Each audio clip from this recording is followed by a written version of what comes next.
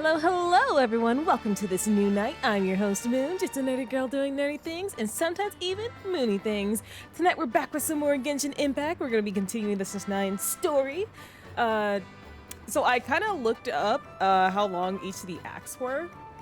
And so the first act is supposedly like about 4 hours. And the second one's about 4.5.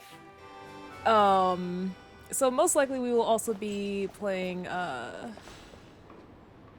more Genshin tomorrow, but I think I can finish Act 1 today and then start Act 2 tomorrow. But yeah. Oh, I didn't mention it, but I am in Morapasuk? Tartagule's village, and I was next to a whale. I was next to a whale. I was like, oh, there's a little whale here. Oh, right. I forgot I accepted commissions. Why am I going that way? I'm supposed to be going this way. There we go. There we go. I want to... Oh. I want to unlock one of the domains so I can start farming for artifacts. Let me go ahead and mark that. I went and got some more waypoints since last night. I haven't done too much exploring. Oh, there must not be much to do here if this is already 20%. Oh, there's another... Oh, I might go for that one next. Really quickly. Hello, hello. Welcome to the stream. I hope you are doing well tonight.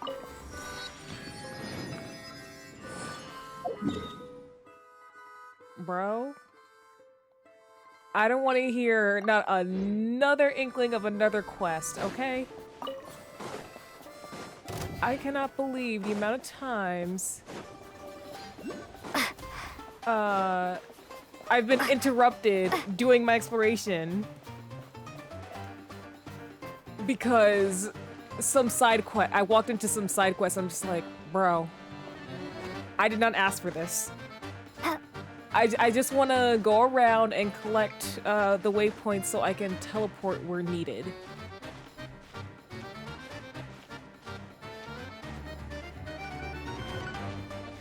Battle music's nice. I think I can let go right here.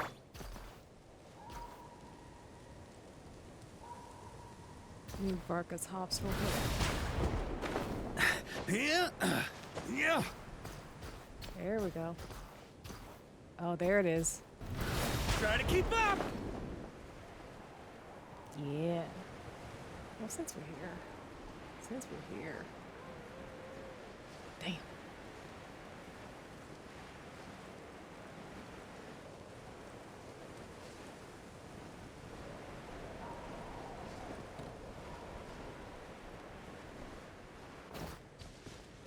Huh? Here.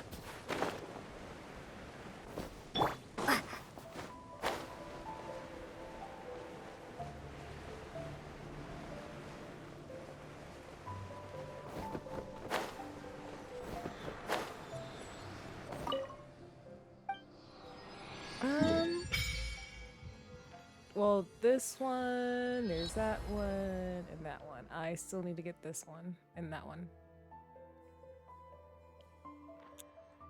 Oh. Oh, this is probably that foresty area. Okay, okay.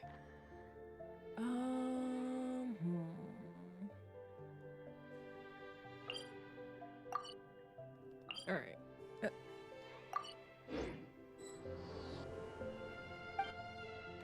Leave. I forgot it'll, like, only let me... You know, is it best to just... Forgive me for the impromptu exploration. Is that a wolf? No, that's... An owl?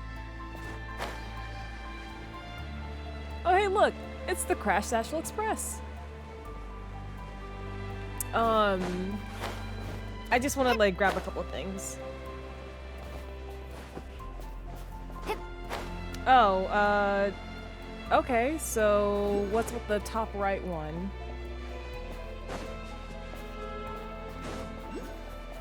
Oh, right.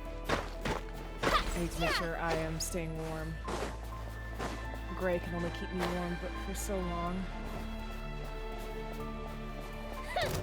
Big mistake. What? Settle down.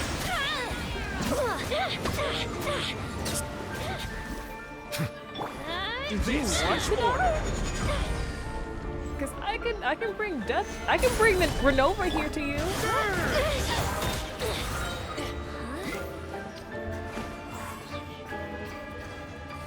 Oh, you're like literally one of the guards. Yes, give me your giblets. All I was trying to do is explore.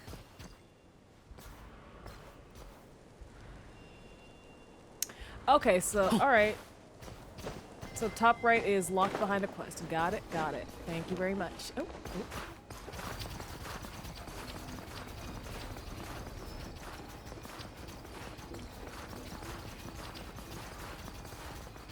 Okay then. Twitch, clip that.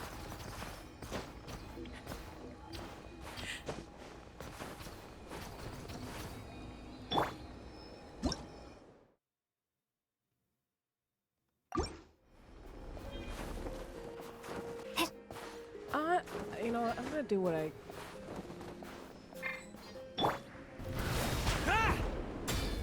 There we go. Oh, no, no, no, no, no. No. No. Oh. Okay, fine, fine. What is this? Oh, no, it's just,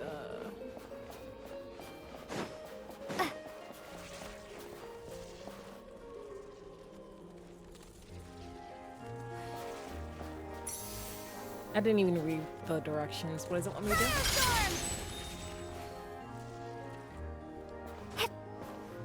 So how does that help me? Oh. It's for fighting. Got it, got it.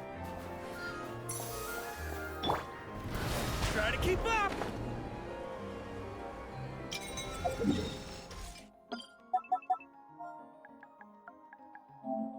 Okay, I need to stop getting sidetracked. Thank you, Delta. On me. Huh? On me.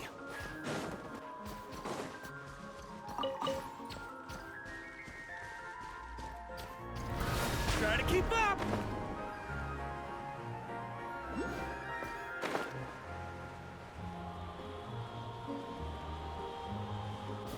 Yeah.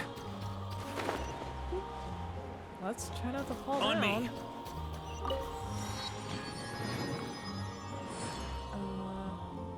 Oh, it's up there. What is one? You know what? Let's not worry about that right now. For now, let's not worry about that. Just do what you set out to do, and that is getting this domain. Sorry, I'm not doing anything but exploration and story. Nothing else. Try Leave to me keep alone. up. On me. Huh?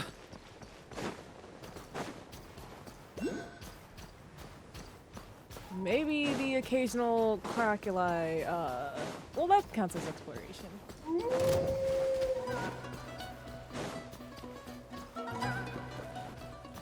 Alright, there we go. That's fine. Thank you for the heads up.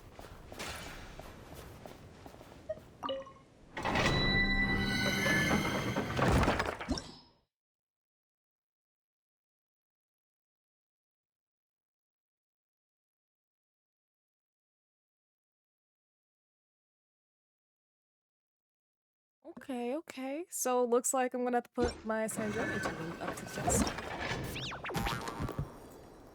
Oh yeah, I ran into the story for this. Oh. All right, I'll take it.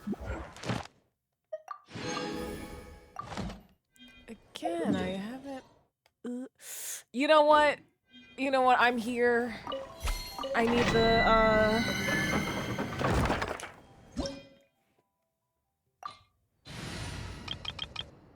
Ooh, that's pretty. I like the background scheme for that. I just don't want to waste my resin because unfortunately there isn't an overflow system. Still. Inazuma shines eternal. Illusion shattered. Life goes on. Come on, keep up.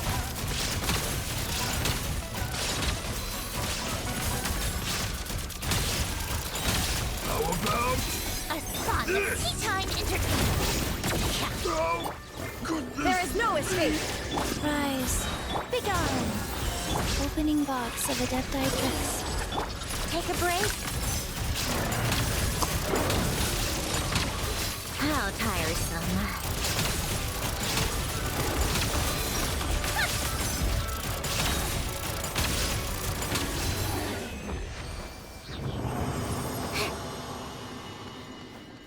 Oh shoot! I didn't see the hydrate. Thank you. I'm doing good.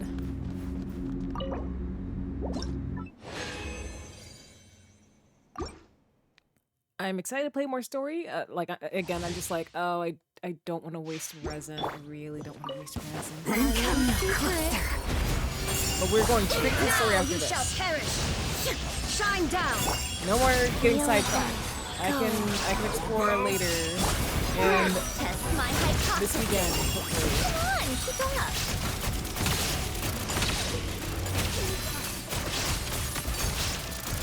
Frost? Oh, goodness me. Illusion shattered. You tried to fight a harbinger Orders received. and lost. Such defiance. What a joke.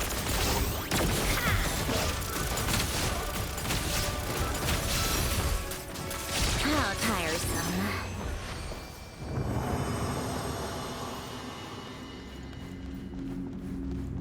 No, I'm glad you're recovering.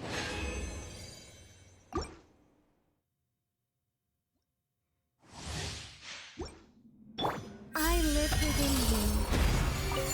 Begone! Torn to oblivion! Shine down! Life goes on. Take a break. How about? A spot of tea time entertainment. Sacred name, fortune preserver. I think not. Come on, keep up. Oh, goodness me. Take a break.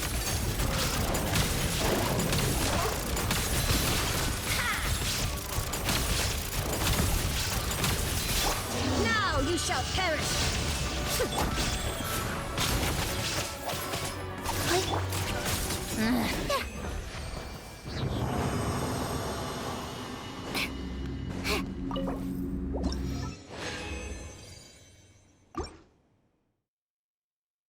Okay, this should be enough. Come no closer. Such defiance. Illusion shattered. Let's test my hypothesis. Go. How about? Rise. Opening box of Adepti tricks. There is no escape. I think not. Come on, keep up. Impossible. How tiresome. Oh, goodness me. What a joke. Torn to oblivion. Illusion shattered. Begone. I live within you. Life goes on. Come on, keep up. How tiresome.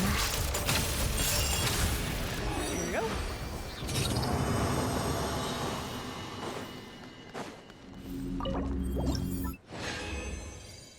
All right, now I can leave.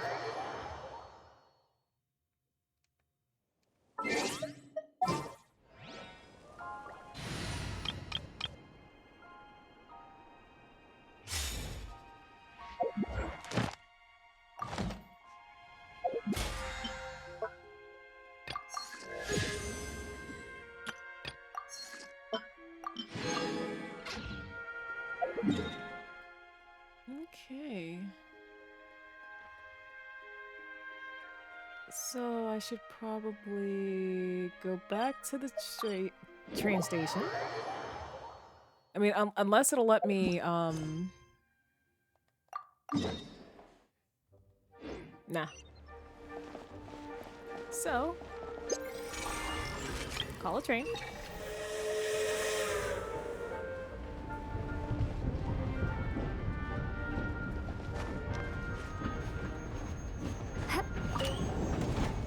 I ain't got time for you to wait for you to finish your whole thing.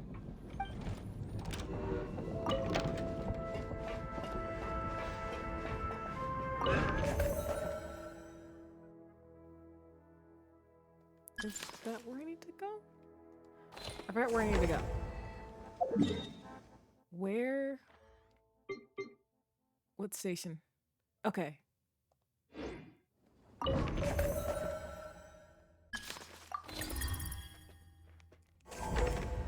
we go.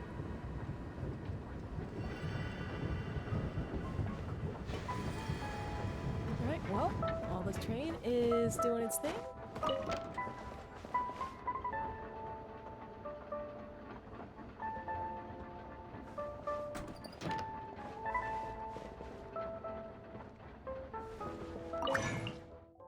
Oh, it stops. Did they add new exchange boxes yet?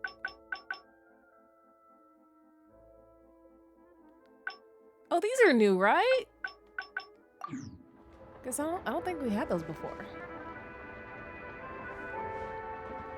You know, I kind of forgot that we had a train while I was exploring. Oh, there's a viewpoint over there. Well, right, where we left off, I think some miners are in trouble. Like, we were having some tea and spilling some tea with Snezhnaya. And then, yeah, we got, she got notified that some people were in trouble, and even though we promised Paimon to, you know, not go far, she'll understand, though. We have to go save people.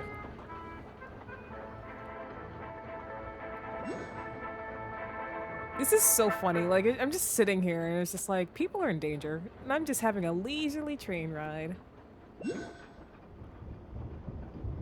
I am irritated by all these oculi I'm passing, but don't think about it too hard. It's fine.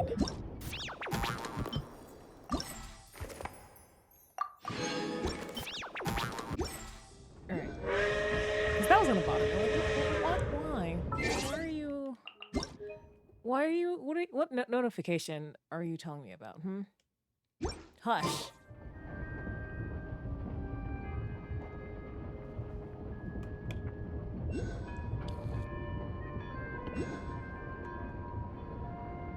No, I keep hearing it. I see you. I see you. Door. Ah!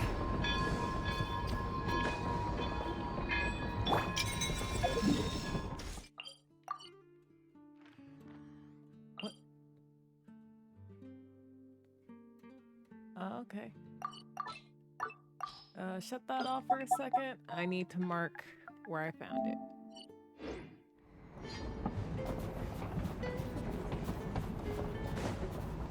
There's another one. Where?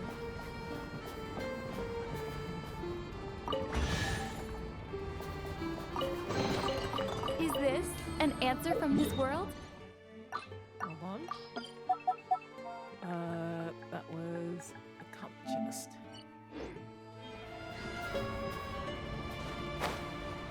That must be under something.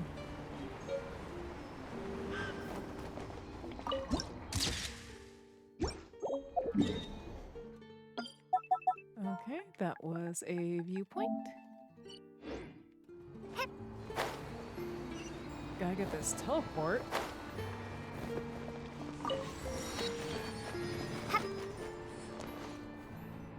Hopefully They that weren't didn't kill my exaggerating. traveler. This is really dangerous.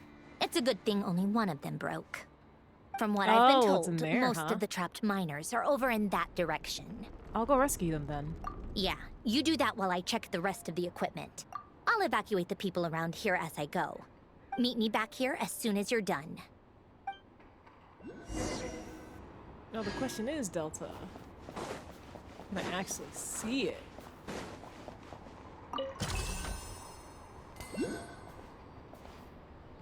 Later, I have to go see people.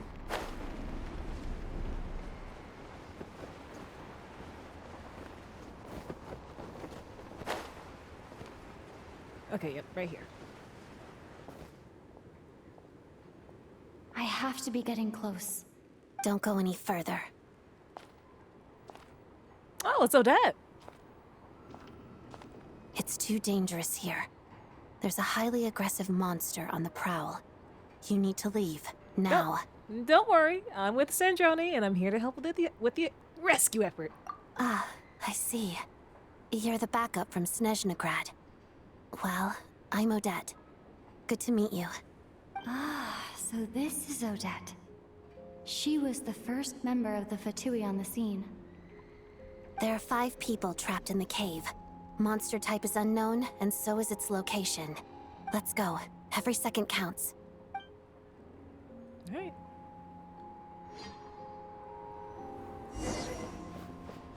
Oh, and they turned me into Electro Traveler, so we can do stellar conduct, I'm sure.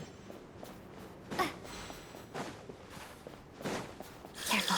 Something's moving.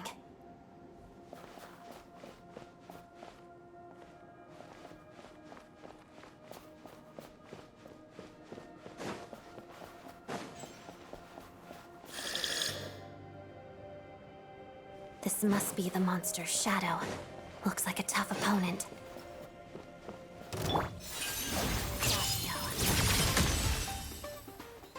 Harada.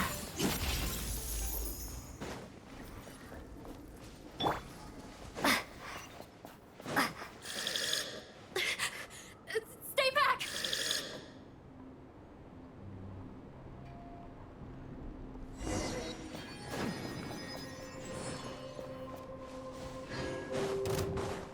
Walks of the snowflakes.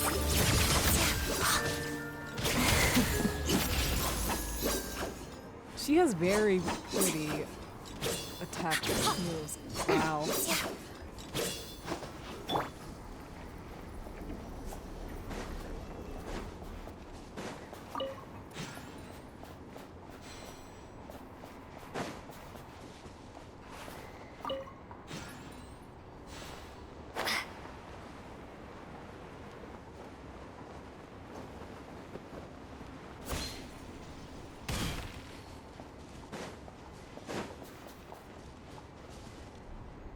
I see them.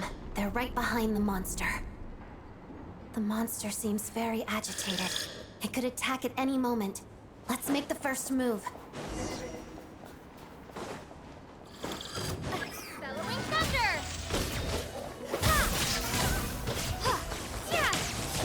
Shadow me. Pirouette.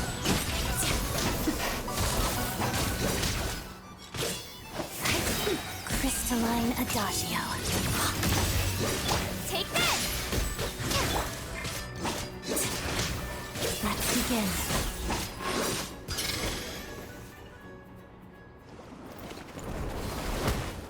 Oh, thank you for saving us. We'd have been monster fodder otherwise. Thank you.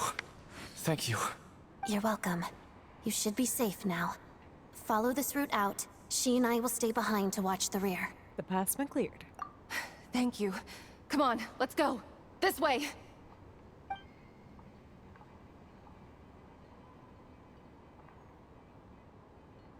I've searched the area. Pretty sure the monster made a tactical retreat. Was this its lair? Yeah, but with us here, it won't be coming back anytime soon. It may be small, but don't be fooled. It's a ferocious beast. People are just food in its eyes. It's lucky we got here when we did. The trapped miners have been successfully evacuated. Time for us to leave. Wait, this place... There's something unusual about it.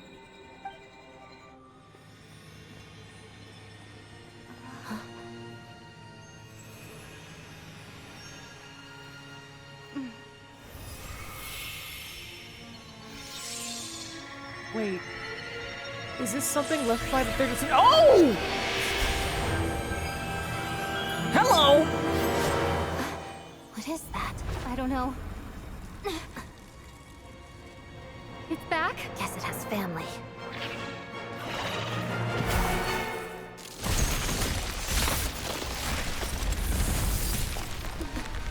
This way. Run!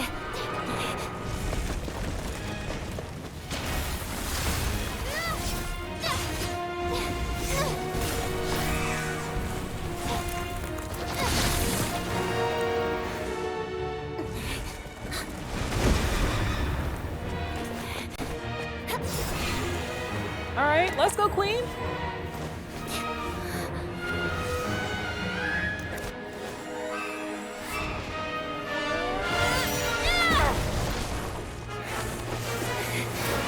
Thanks. Let's get out of here.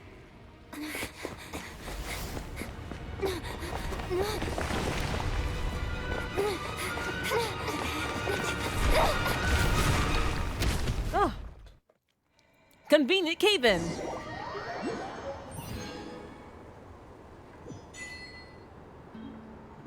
Ooh. I forgot. I forgot Traveler was getting a new weapon. Hold on, hold on. Ooh. Ooh. Hold on, hold on. Wait, details? You enhance it? Oh, okay, okay. We will figure you out later.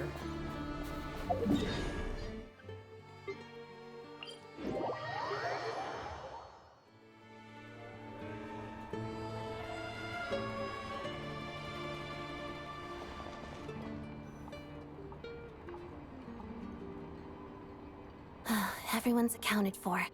We managed to rescue them all.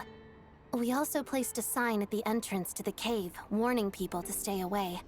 You really held your own today. I still don't know your name.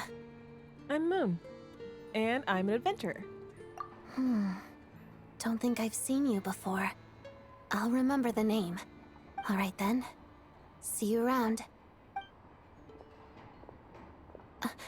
Hello, Lady Marionette. I hear the rescue operation was a great success. I knew I could count on you. What brings you here, Odette? Here for a performance? No, a Fatui mission. I happened to be nearby and heard the crash. Performance? She hasn't introduced herself then. Odette is the prima ballerina of Snezhnograd. She's quite the celebrity. I'm still pissed that they gave her heels If you instead ever of hear point people shoes. mention the two crowning jewels of the Korailievsky troupe, they're talking about Odette and the prima donna, Vodianitsa. On top of that, Odette's also a rising Fatui star. It's looking likely she'll inherit the title of the Fair Lady. She learned all her combat skills from Rosaline herself. Used to be one of her most valued subordinates, too. You flatter me, Lady Marionette. If she's Rosaline's protege, that makes me... The one who killed her master? Never mind. There's no need to bring it up. No point making things awkward. No wonder you were such a king fighter. How's progress on your end, Lady Marionette? Equally successful. I finished reinforcing all the equipment. Took me a little longer without Polonia's help. But the outcome is the same, of course. Even if the heavy snowfall summoned by that monster lasts for another 3 months straight, this equipment won't give way. All right, now that we're done here, it's time to get out of this blizzard. That's it? Isn't there more work to be done here? Sure, but Snezhnograd will send someone to investigate and draw up a relief plan. And I guess I'll have to write the incident report myself this time, since it involves a mechanical malfunction. First, Pantalone needs to approve the budget, Then Pulcinella has to sign off on the plan. Once they've argued it out and reached a compromise, we can move forward. That's the rough process anyway. Could take anywhere from a couple of weeks to a couple of months, depending on how smoothly it goes. And in the meantime, the people here just have to wait? Yup, nothing we can do about it. There's a whole stack of incident reports like this back at the office. The snow has eased a little for now, but there's no telling when that will change with that monster still at large. Fuel for heating is in short supply, and relief is weeks away. There's no immediate threat to life, but still, it just feels like there should be a better way. Hey, quit daydreaming. Let's get back to Snezhnograd. When did you get a new sword? I found it in a cave. It handles pretty nicely. You have a strange affinity for secondhand swords.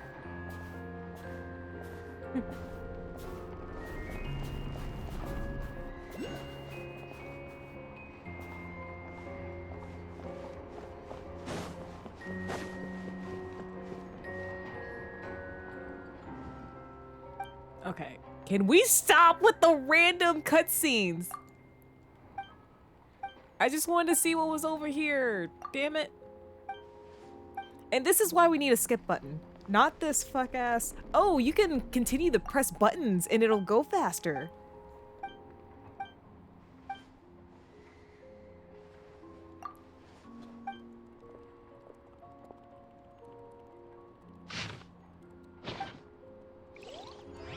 Let me out, damn it.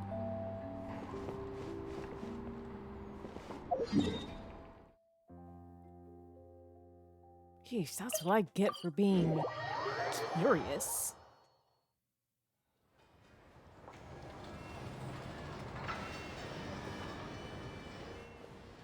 Yeah! Oh. Sorry. Huh. Well, if it isn't Counselor Tartaglia, Mr. Big Shot himself. Go easy on me, all right? I'm still recovering from the interrogation the real big shots put me through. Oh, my mic peaked. God damn. Twitch, clip that. Hey, comrade. It's been too long. I heard you came looking for me earlier. Nicest Nicest surprise I've had in a while. Good to see you too, Odette. I'm guessing you guys just got back from Sviatlo-Lajdovka. How'd it go? Crisis averted? It went fine. How about you? Any new developments? Not really. Same as ever. Growing opposition to Project Stuzha, and the usual rebuttals are starting to ring hollow. The results of the mock vote were pretty dire. Pulcinella was fuming. I've never seen the old man so angry. That's not good news. It takes a lot to rattle him. Yeah, obviously if push comes to shove, there are ways to crack down on dissent. But... Sorry, I have to ask something. This is going to sound blunt, but may I? Huh? Of course, fire away. It sounds to me like everyone's tearing their hair out trying to figure out how to deal with opposition to Project Stuzha. But what exactly is this project's purpose? And how can it be so important that even people like you two refuse to stand up for the ordinary people of Snezhnaya? Interesting. I gotta hand it to you, comrade. You sure don't mince your words. Excuse her? What does she mean? Refuse to stand up for ordinary people? Oh my gosh. How does she dare speak to the Harbingers like that? Odette, I killed one of them. Are you interrogating us now? It's okay, Sandrone. Let me explain. I think I understand where she's coming from. If I could, I'd take your side right now. In fact, my position's very similar to yours. I've only held back on casting a dissenting vote in the Vecha because the Tsaritsa would never let me get away with it. Still, I have a responsibility to the Fatui armed forces, so I do what I can to make their voices heard. Most of them are just regular folks from small towns far from the capital. I'm sure you've seen how much those kinds of places are struggling right now. Oh, and for what it's worth, I'm from Arepasak myself.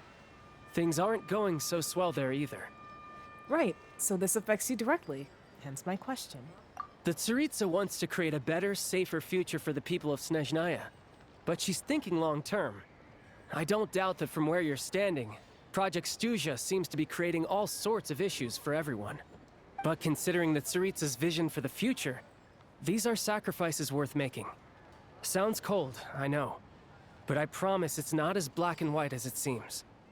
Maybe Snezhnaya and I can't oppose Project Stuzha outright, but we're constantly raising our concerns in Vecha meetings. And even though we can't put an end to it, there are plenty of other ways to make a difference. We're trying everything we can think of, and so is Pulcinella. I respect Her Majesty, the Tsaritsa, and trust her decisions. But at the end of the day, I'm still just a normal guy who cares deeply about my homeland. And my family, who all live here. There's no way I would ever abandon them. As contentious as things can get within the Vecha, there's no selfishness or malice behind it. Everyone wants to get through this period as smoothly as possible. The issue is that there's no way of pleasing everyone under the present circumstances. Most of the time, we're trying to decide on the lesser of two evils, which obviously isn't a great look. But that is not the same thing as being blindly loyal to the Tsaritsa. No one's got their head in the sand here. We're all well aware of the way things are. We're just doing our best to make it work. In fairness to Sandrone, she rushed to Svietlo Laidovka's aid the moment she heard that people were in danger. And even Tartaglia, who used to only care about the thrill of the fight, is clearly doing his best to rise to the demands of his new role as counselor. Sorry, maybe my question was a bit rude, but I'd still like to know what exactly the Tsaritsa's up to. Hey, come on. There's only so much we can say, so don't press us too hard. Look, I know how untenable the Tsaritsa's position looks if you don't understand her motives. Maybe you've heard already, but she's currently leading her army on a campaign to the east to defeat the monster that's been causing these brutal blizzards. Striking that monster down will be a significant step in dealing with the present energy crisis. As laser-focused as she is on realizing her lifelong ambitions, she's still putting time and energy into taking down this powerful monster. To me, that says a lot. If she thought Snezhnaya and its people didn't matter in the grand scheme of things, why would she waste her time on something like this? Right, you've got a point. But I've gotta say, you've come quite the smooth talker. Thanks. I meant every word I said, though. I wasn't just trying to placate you. I've already done more than enough diplomacy for one day. I really hope they go back and update the older models. Like, can you imagine how pretty? Like, Tartaglia is already really pretty. Can you imagine how pretty you look with, like, the updated model, like, style? I still think this adventurer raises a very important point. Our two harbingers have made their positions very clear. But there are many others in the Vecha who must feel trapped and forced to vote against their conscience. I think it's a very valuable quality to be willing to speak one's mind, despite the risk of offending powerful figures. It's mostly because we know each other well. You can say that again. I highly doubt we'd feel the need to explain ourselves so much if we didn't know you so well. Forgive me, adventurer, but might I be so bold as to ask about your background? How is it that you can converse so openly with two harbingers? Well, about that. Oh, haven't you been properly introduced? Easier said than done. I like to think I'm not the kind of person who goes around busting open people's old wounds. I've only learned her name so far, and no details of her experiences. Is something wrong? Things are about to get awkward. Things are about to get awkward. Uh-oh. Is there no avoiding the subject of Rosaline? No, it's just... all right. I guess there's no getting around it. This is the world-renowned traveler who helped resolve the storm terror threat in Mondstadt, cleaned up after the mess I made in Liyue, and then went to Inazuma, where there was a duel before the throne, in which the traveler defeated Rosaline. Oh. I'm sorry. I didn't think you two would be seeing much of each other, so I figured it wasn't worth bringing up. It's fine. It was a long time ago. It's fine. Sorry. I just remembered that we have a rehearsal coming up. Please excuse me. I should get going.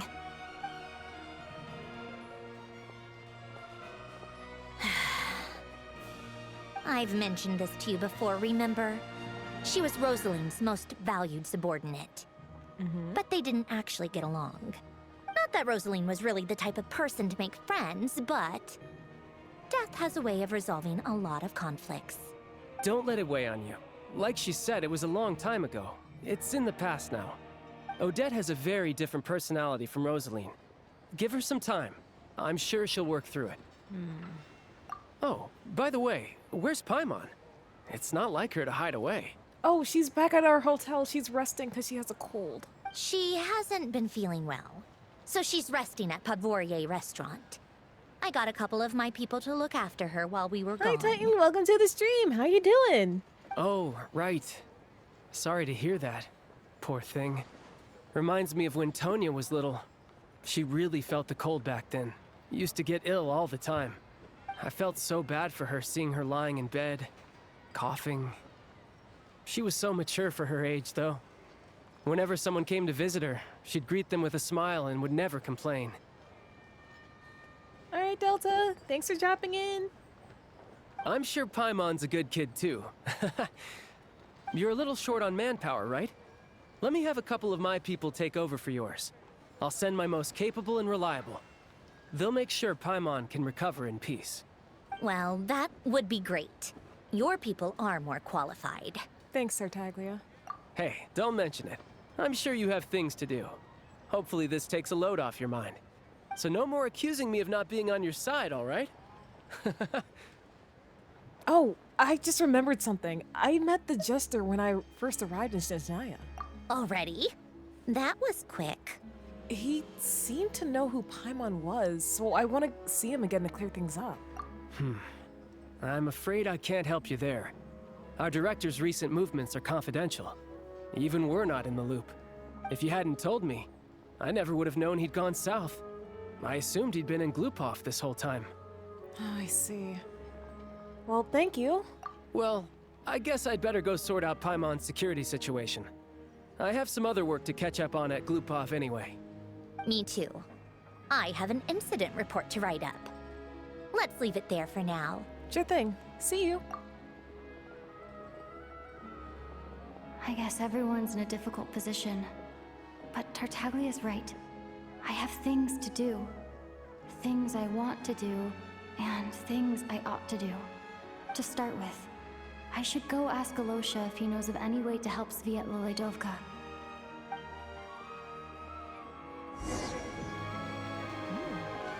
Add Astra. Thank you for complete. There's Add more. There's more. I still need to get her, but Oh, and now there's one for oh, Bandersnatch. Okay. No, there's one for Snezhnaya. Got it. Got it.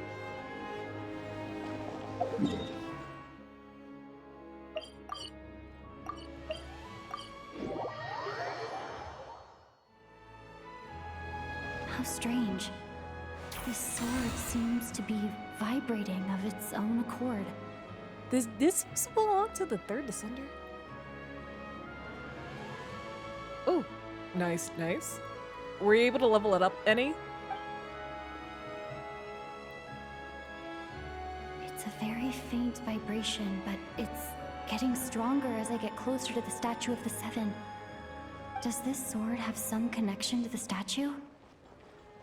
But all it does is vibrate, even when I touch it. That place I got this sword from was definitely out of the ordinary. Maybe I should try channeling the power of cryo?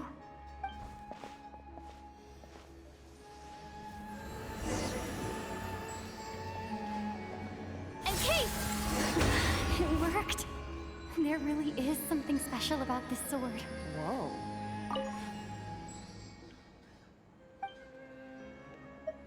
Oh!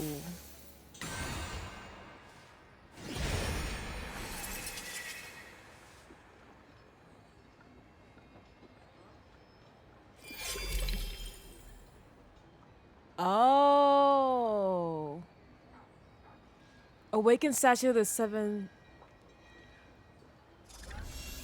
Oh. I don't really understand what just happened, but I'm pretty sure this sword just got a little more powerful. I'll have to try the same thing again when I come across another statue of the seven. In the meantime, I better go find Alosha. I understand, and that's probably why you want to get more, but someone did tell me that that one of these statues is okay, this one's locked behind a quest. So let me go ahead and get the other two. If I can just remember where they are. Ah, here.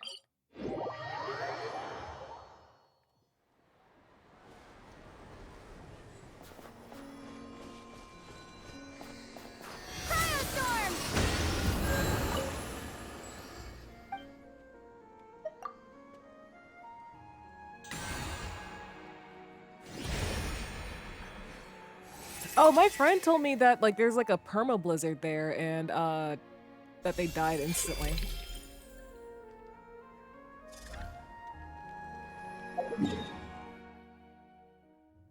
There should be one more. Yes, right here.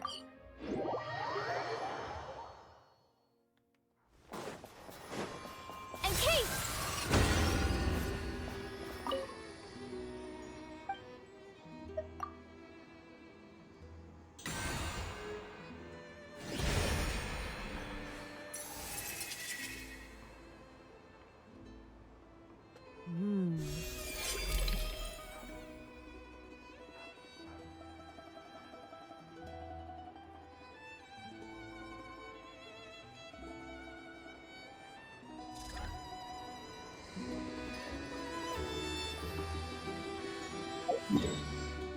All right, let's continue with the story then. I just had to like do that really quickly because it's like, oh, I just have to throw some elemental cryo on it and boom, sword upgrade.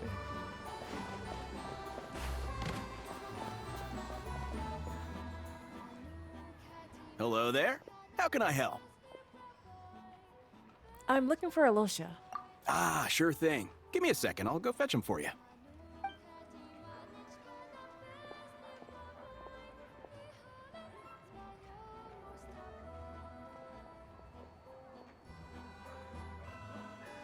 When Alosha arrives, you tell him about what happened at the place and the lack of emergency relief. It's a familiar story. I've had similar experiences. Although Snezhnaya doesn't deliberately delay or withhold relief, those first few days of waiting for help are always the hardest. It's a fundamental contradiction. If emergency relief can't be delivered in time, what's the point in even calling it emergency relief? So that's it? They'll just have to wait? No one in Snezhnaya has enough energy right now. Not necessarily.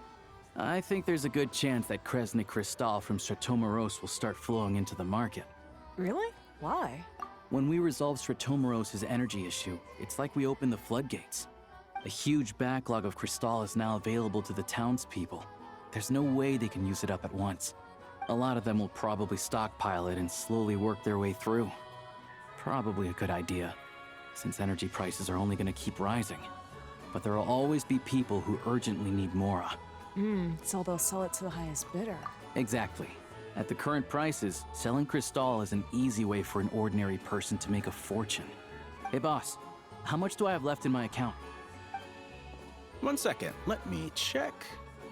So, you're planning on buying the Crystal out of your own pocket? Yeah. I don't know if I have enough, so I'll chip in a little extra and buy as much as I can afford. No, let me cover this. I can't let you pay for all yourself. No, it's fine. You're new to Snezhnaya, and you have your own living expenses to worry about. Besides, you're already providing the train. It's okay. I volunteered for this. Here's your Mora. See what you can find at the market. But I doubt there'll be much Crystal left. Yeah, well, can't hurt to take a look. Let's see. Huh? Oh, what's Odette doing here? Oh, Alosha, and... Hello. Hello. I didn't realize you two knew each other. We teamed up at Svetlo Ledovoka. The Volka. I also didn't realize you two knew each other. Yeah, I take on some odd jobs in the city to supplement my hunting income. Sometimes I work as a cleaner or prop hand at the theater where Odette is one of the big stars, so I've met her a few times. When the weather's as bad as this, it's better for a hunter to adapt than to keep looking for game. Yes, and we sometimes need extra help.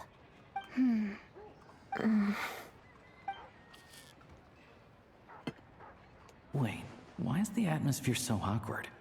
I thought things went pretty smoothly in Svetlo It's not about that. It's that I killed her mentor. So, what brings you here, Miss Odette? Looking for some new props? No. After I got back to the theater, I couldn't stop thinking about the situation in Svetlo. It bothered me so much, I couldn't focus on my dancing.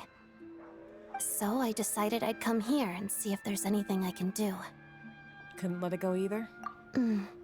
You too, I presume. I suppose that's why you're here. I didn't feel comfortable expressing my true opinions in front of the Harbingers. Not least because ordinary Fatui like me don't even know what Project Snezhnaya is all about. Without knowing the full picture, I can't make sense of it. And at some point, if things aren't making sense to me, I can't just keep going along with it. So many people feel the same way. They wish they could do something, but all kinds of reservations hold them back. Explains why groups like the Rokot are springing up to fill the gap. Yes. Well, that's one option. But there are risks to consider with organizations like that. The Fatui does not encourage their activities. Right, because things can get out of hand, and it's hard to hold the right people accountable when they do. I've heard about a few cases like that. Snezhnaya said Odette was on track to inherit the title of the Fair Lady. If so, she'll be able to find out what Project Snezhnaya is really about. Still, it's probably a little soon to ask her about that. There may be more to the story. What's on your mind? Nothing. I just spaced out for a moment. I think we can both agree that no matter which side you're on, it can't stop you from doing the right thing. Where there's a will, there's a way. I know what Rosaline did while she was abroad. You made the right decision, so no hard feelings. All right. So, what's your plan? Oh, we were gonna buy some Crystal. I heard there's some on the market right now. Funny. I had the same idea. In that case, let me pay. I can claim it back as mission expenses. The real issue here is that government relief is behind schedule. Surely it makes more sense for the state to cover these costs than for us to pay out of our own pockets. True. It's a huge expense after all. Thank you for helping.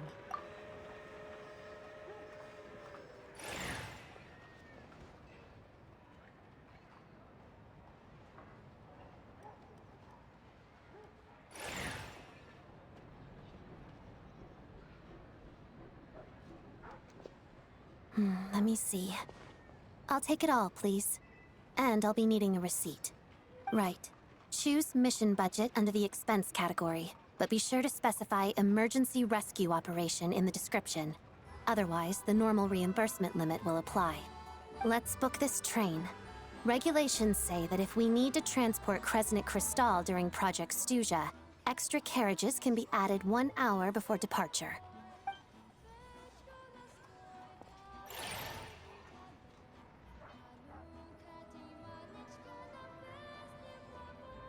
That should do it. The train will be escorted to its destination by Fatui guards. This is my first time seeing you handle Fatui affairs, Miss Odette. It seems you're as skilled an officer as you are a dancer. You flatter me.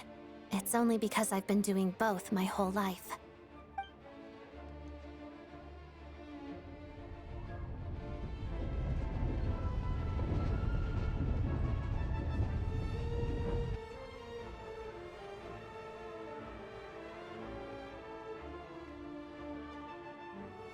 Well, I'm glad we're in safe hands. Anyway, I bet you've been non-stop today, am I right? Any idea how Paimon's doing? I've had my hands full, but I'm gonna go back and check on her now. What's wrong? Who's Paimon? Her travel buddy hasn't been feeling well. She caught a cold right after they got to Snezhnaya. Sounds like she's important to you. I can't believe you've been dealing with this on top of everything you've been doing to help the people of Snezhnaya. I couldn't just turn a blind eye to their suffering. Paimon wouldn't want that either. I've got nothing going on right now, so I'll join you. I want to see how she's doing. May I come too?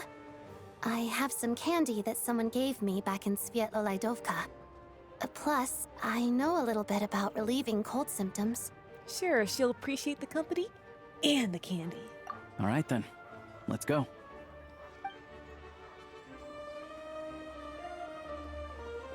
I still don't know what the deal is between these two, but at least the tension seems to have vanished. A good sign, hopefully.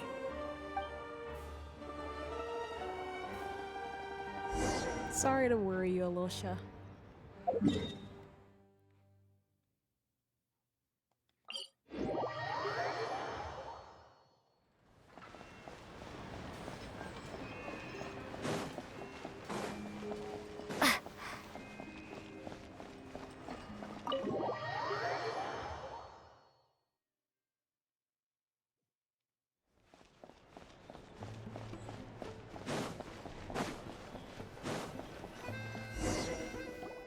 Hello. Sorry, but there's a sick person recovering in this room. Can I help you? This is my room, and you better move out of the way so I can see my Paimon. What happened? It's okay, no need to worry. Are you one of Tartaglia's guys? Oh, please, excuse me. Are you the Traveler? Could I take a quick look at your Adventurer Handbook? Master Child said I should verify your identity. Here you go.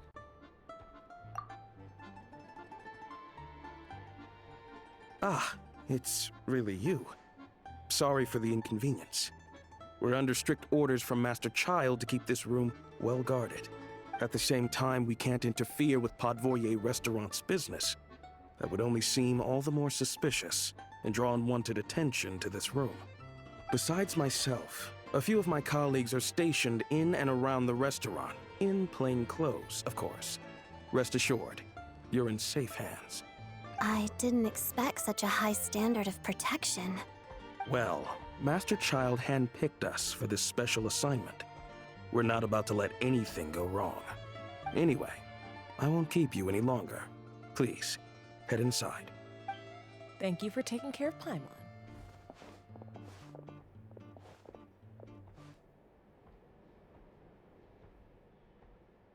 Traveler! Alosha, you're back!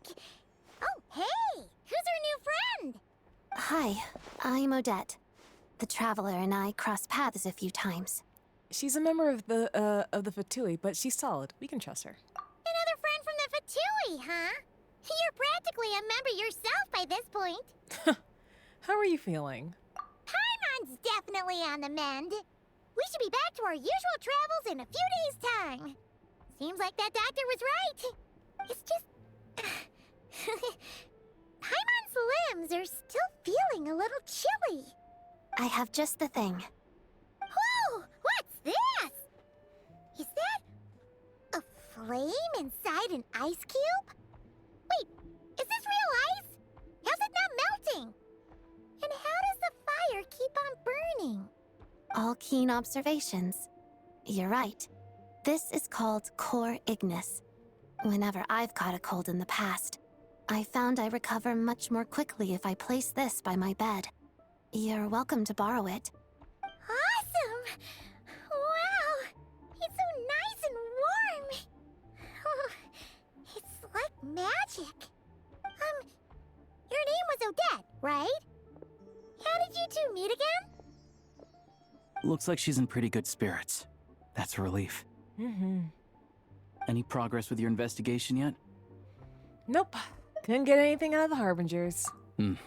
No surprises there, I'm sure. They're not likely to let anything slip. I need to try a different approach. I want to look into this Rokot organization. The Rokot, huh? Rokot. They might know what's really going on. Do you know any way I can contact them?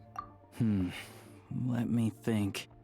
Members of the Rokot keep their true identities hidden, but I think there might be someone I can introduce you to. Leave it with me. Meet me at the Korolyevsky Troop tomorrow, and I'll tell you how it goes. Would anyone like a drink? I'm gonna head to the bar. Paimon will have... maybe some hot milk? Yeah. Paimon's in the mood for something warm. Y'all don't got hot chocolate here? Enough with the secret chat, you two. Let's catch up properly in a minute. Paimon wants to know everything that's happened today. Yes, ma'am. It'll be kind of like Tabletop Troop. No reason why listening to a story can't be an adventure.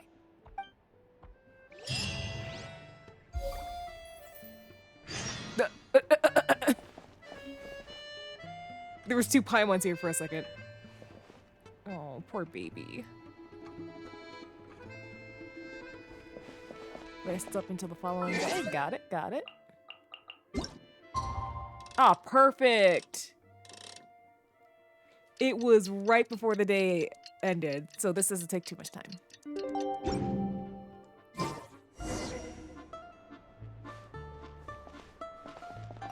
The boss is gonna give Paimon a copy of the latest newspaper to read. That should keep Paimon entertained. Okay, to the theater. All right. I did get the, oh, it's so nice. I got the teleport right there. Ah, you made it. I've got some tickets, and I managed to set something up with the Rokot. It'll have to wait until after the show, though. Happy to stay and watch? I doubt you've seen the Korolyevsky Troop on stage before. Of course, no problem. Thank you for sorting everything out. Pleasure. Here, this is the way in.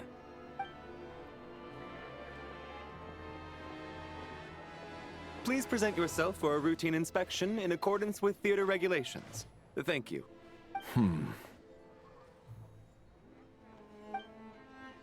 Okay, tall and mysterious.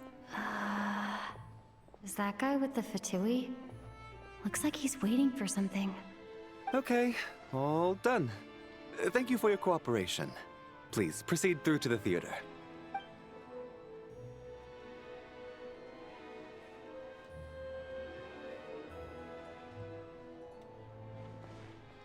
What's up? Everything okay? I wasn't expecting such strict security here. Snezhnaya's business and political leaders are always passing through here, so it makes sense that security's tight. Still, it's a little unusual to see the Fatui's Armory Palace guard here. You saw him, right? The guy right at the back. Strong, silent type. His name's Valeri. He's part of the Special Assignments Battalion, but I only ever see him here for one thing. To look for a guy named Mitya. Mitya? Who's that? Supposedly a researcher, though he never seems to put much time in at the office. The theater is one of his favorite places to hang out when he's playing hooky from work. But that's not for us to worry about. Let's go. The show's about to start.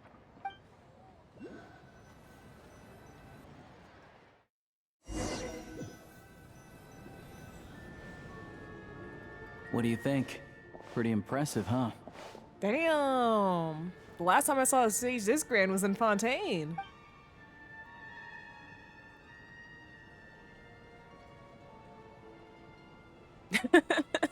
It reminds me of the Opera Epiclese. Oh, the one in Fontaine? I hear it's iconic. Never seen it for myself, though. Here we are, just in time. Sorry, coming through. Excuse us. Ugh. If you're gonna show up late, keep your mouth shut.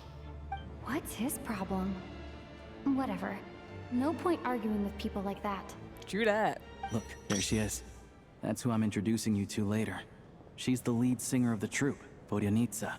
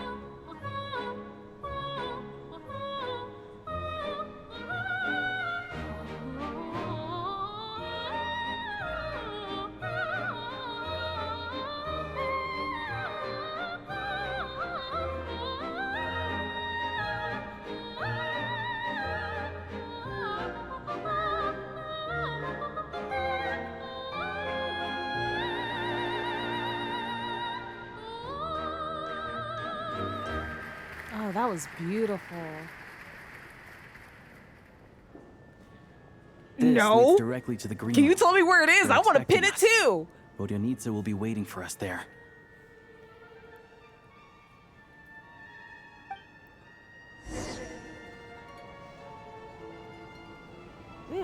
So that means we're going to his house at some point. Yes, yes.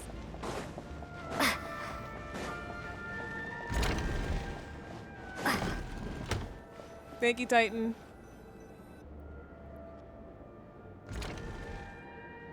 Hey there. Excuse me. Can you believe it? I am so mad right now. Come in. Oh, it's you two. I wasn't expecting to see you here. Huh?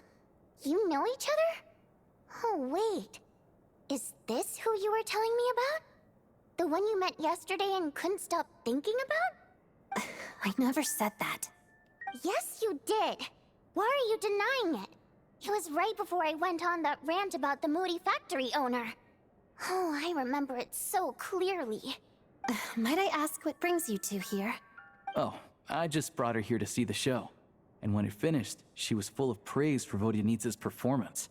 So I thought I'd try my luck, see if we could get the chance to chat for a bit. Maybe get an autograph? You work here. You of all people ought to know that's against the rules. It's not what the green room is there for.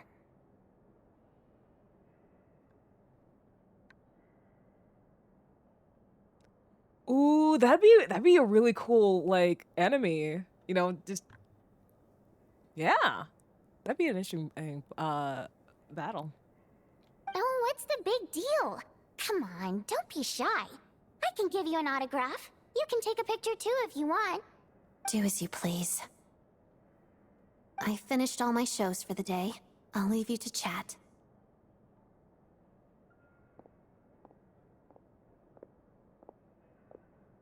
I wasn't making that stuff up, you know. Odette's just too proud to admit it. She thinks very highly of you. And so do I. You did the right thing in Svietloladovka. We're good. Odette's out of earshot. I'll lock the door. What? Confidentiality, of course. The Rokat is very strict on that. Whoa, Alosia! Not out loud! Not with an outsider here.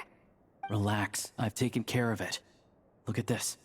The President's reply sent this morning. Wait, so she's been approved to join? As in me? You told me last night that you wanted to get intel from the Rokat. Unfortunately, Rokat intel is only available to members. But ever since you set foot in Snezhnaya, we've been working together. I've seen the way you work, your character, and your motives. Everything about you is perfectly in alignment with what we're trying to achieve in the Rokat. I had a So I feeling. figured I might as well cut to the chase. I wrote a letter to the President explaining your situation, including just the right amount of detail. His approval came very quickly. Of course, it's still your decision whether you want to join or not. We'll respect your choice. So that means you and Vodyanitsa, you're both members? Well, assuming Odette was telling the truth and she didn't misjudge you, I guess we don't need to worry about you blowing our cover. Still, you gave me a real fright. I didn't know that's why you came looking for me. So, that stuff you said about admiring my performance, was that just because Odette was here? Did you actually mean it? No, I meant every word. I loved your singing. Now you're talking. That's what I like to hear. Anyway, let me give you a quick rundown of how things work. Like I said, the Rokat is a covert organization, and we hide our identities. Members typically don't meet in person or even know each other's identities. This helps us maintain a high level of independence and secrecy. Because of this, members are basically free to decide their methods without constraints, so long as the outcome of any activity doesn't violate the organization's principles. After all, we don't have any ostensible contact with each other. This way, if anything goes wrong, no one else will be implicated. Beyond the freedom to choose how you operate, it's also your choice whether to act at all. We have plenty of members who have yet to take any action. In short, joining the Rokot in and of itself won't place any restrictions on your activity in Snezhnaya. There's Good a to code of know. conduct you can read if it interests you. But basically, as long as you don't plan on using your anonymity to go around doing evil, you'll be fine. Oh no, no evil, only do-gooding. I tried reading it 5 or 6 times. Never made it all the way through. Even the most lackluster script makes for more interesting reading. Well, sounds good to me. I'm in. Great. Then I'll go grab an official application form. Be right back.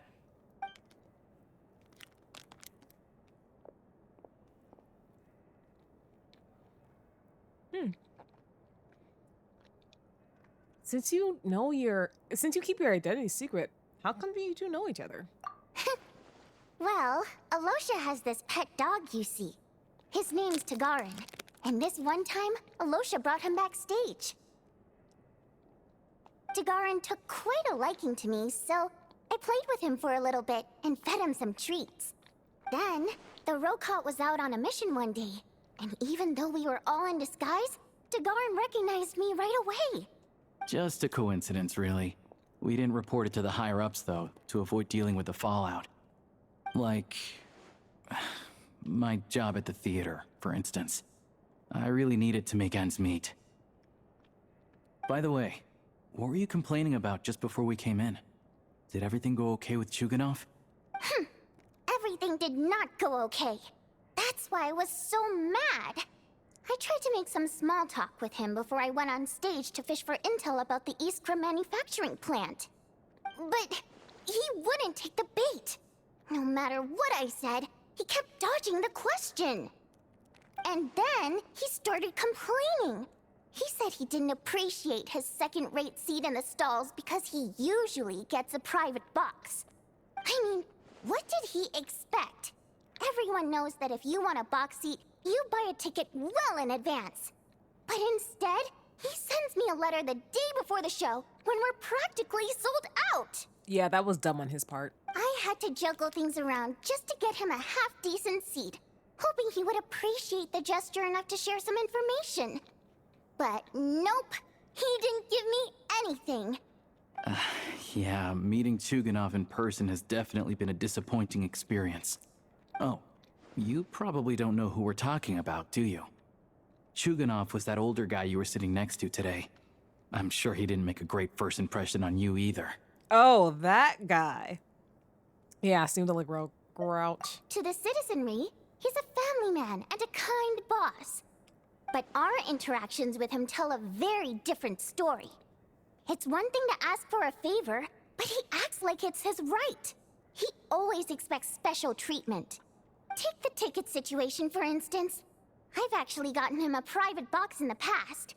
But not only was he not even grateful, now he's acting like I've sold him short this time. Not to mention that he's never paid for a single one of his tickets. That's pretty outrageous. And another thing, if he's such a big family man, why doesn't he bring his wife and daughter to see the show once in a while?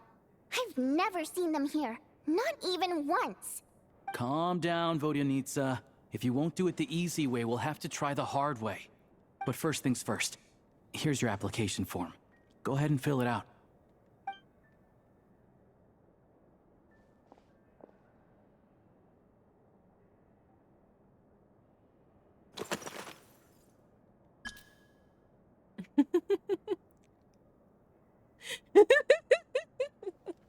Sure.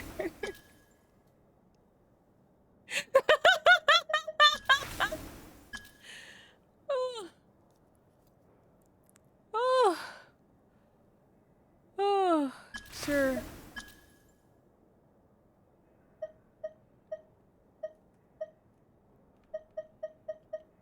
Sure.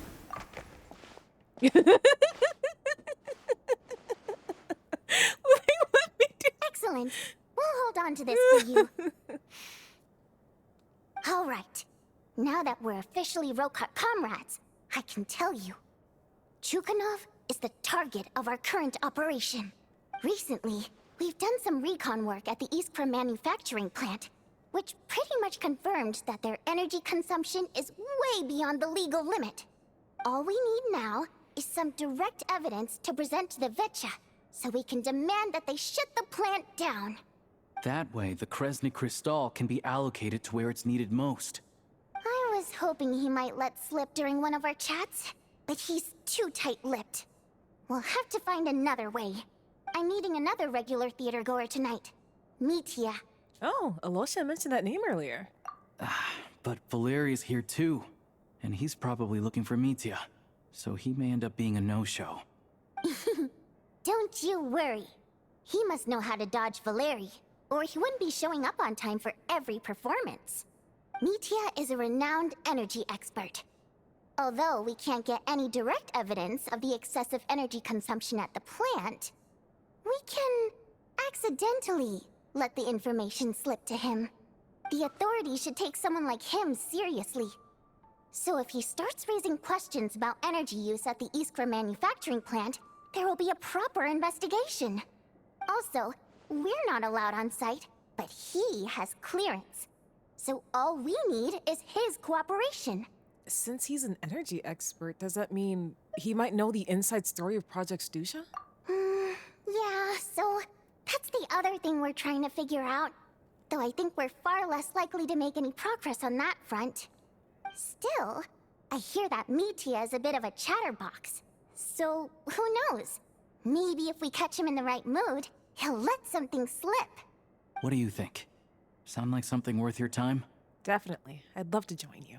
Okay, in that case, you guys find a seat somewhere nearby. Pretend you're a couple of buddies there to eat, and keep your ears peeled for useful information. He's a huge fan, so I doubt he'll have his guard up around me. But you two need to be convincing. If he suspects anything at all, he might stop talking. Sure. Don't worry. We'll make a believable pair of buddies. I'm sure we can manage a bit of friendly chit-chat.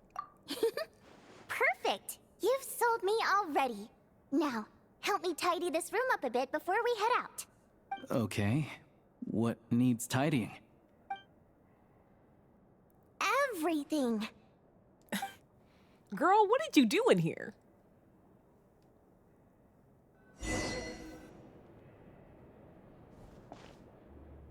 Okay.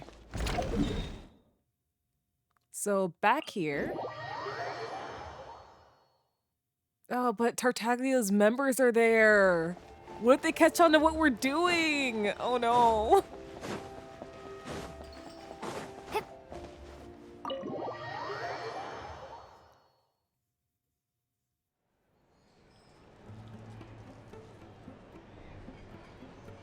We come here often, so we shouldn't stand out. Let's sit here. Now, it's up to Vodyanitsa. Let's see how the conversation goes.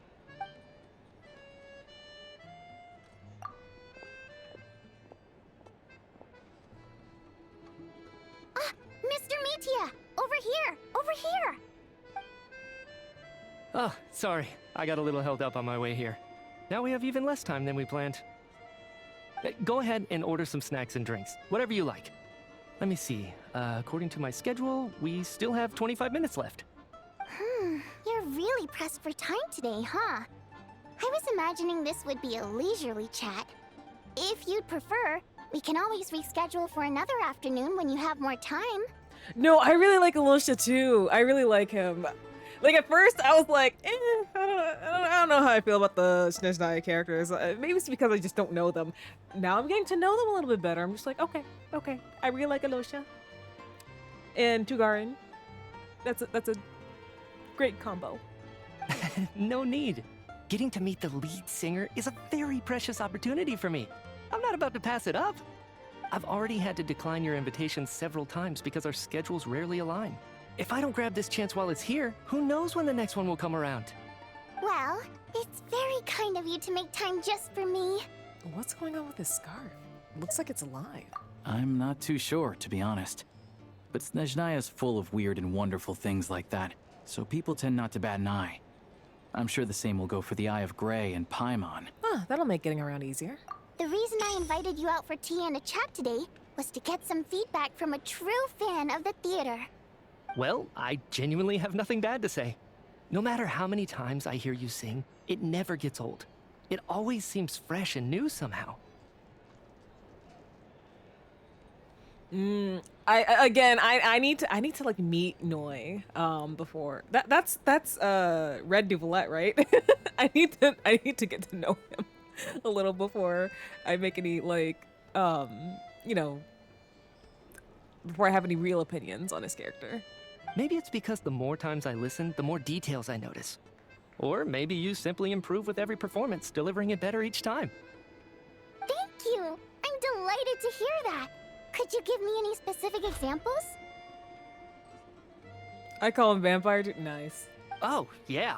That, the piece you sang today, for example. Beneath the Frozen River? Hey, what's with you? I'm just praising a good performance. I always used to find that such a bleak and lonely song. But the more you listen, the more you realize that it's not as cold and nihilistic as it appears. When you really dig down into it, there's a certain level where you're surprised by the emergence of hope. Wow, I'm impressed. I didn't expect you to pick up on that. Actually, I only tried out that angle after talking with a composer. Still, Beneath the Frozen River wasn't on today's program. Oh, really? But it's a classic. You sing it every time. Almost every time. Oh, well then. Let me say a few words about that other all-time classic, Flying in the Wind from the Mountain Sparrow. I didn't sing that one today either. My voice wasn't quite up to it, so I switched it out at the last minute. Oh, but, Sorry, Mr. Mitya, but you were at the theater today, yes? Of course I was. Remember? I said hello to all the troupe members before the show started. You, Odette, and the others. So what did Odette sing today? Elegy of the Snow-Winged Goose, of course. Correct. I see. You find my singing boring, don't you? That's why you don't remember a single song. Looks like I'll need to cut a few from the program next time. No, that's not it. I swear. All right. I'll be straight with you. I'm sorry. My mind was wandering as you took the stage today. I enjoy watching your shows because the exquisite performances stimulate the mind. It always sparks some inspiration for my research. So, whenever I get stuck at work, I come to the theater for a change of pace. Odette's dance during the elegy of the Snow-Winged Goose today was simply incredible. It got me wondering what she's been going through recently. That look of sheer defiance in the face of utter tragedy? It was so inspiring. I started scribbling in my notebook right away. Not that I made a ton of progress in the grand scheme of things, but I still think it was productive. By the time I snapped out of it, the entire show had finished. So what you're saying is, you didn't listen to my singing at all? Unfortunately not. I'm sorry, I don't know which is more disrespectful. The fact that I don't always come for the show itself, or the fact that I missed your performance. Seems like things are getting a little awkward. You look nervous. What's up? Mitya just stepped into a conversational minefield. If there's one thing Vodyanitsa doesn't like, it's people who show disrespect for her performance. Fair. This meeting was so hard to set up. Don't tell me it's already falling apart. It's fine. I suppose this is affirming in its own way. Nice save. It shows that our performance really touches people's hearts, right? Ooh, Mitya, you were so lucky she has the mission. She looks like she's about to deck you in the face. Don't let it bother you. It certainly doesn't bother me. She's showing a lot of restraint. Must be tough.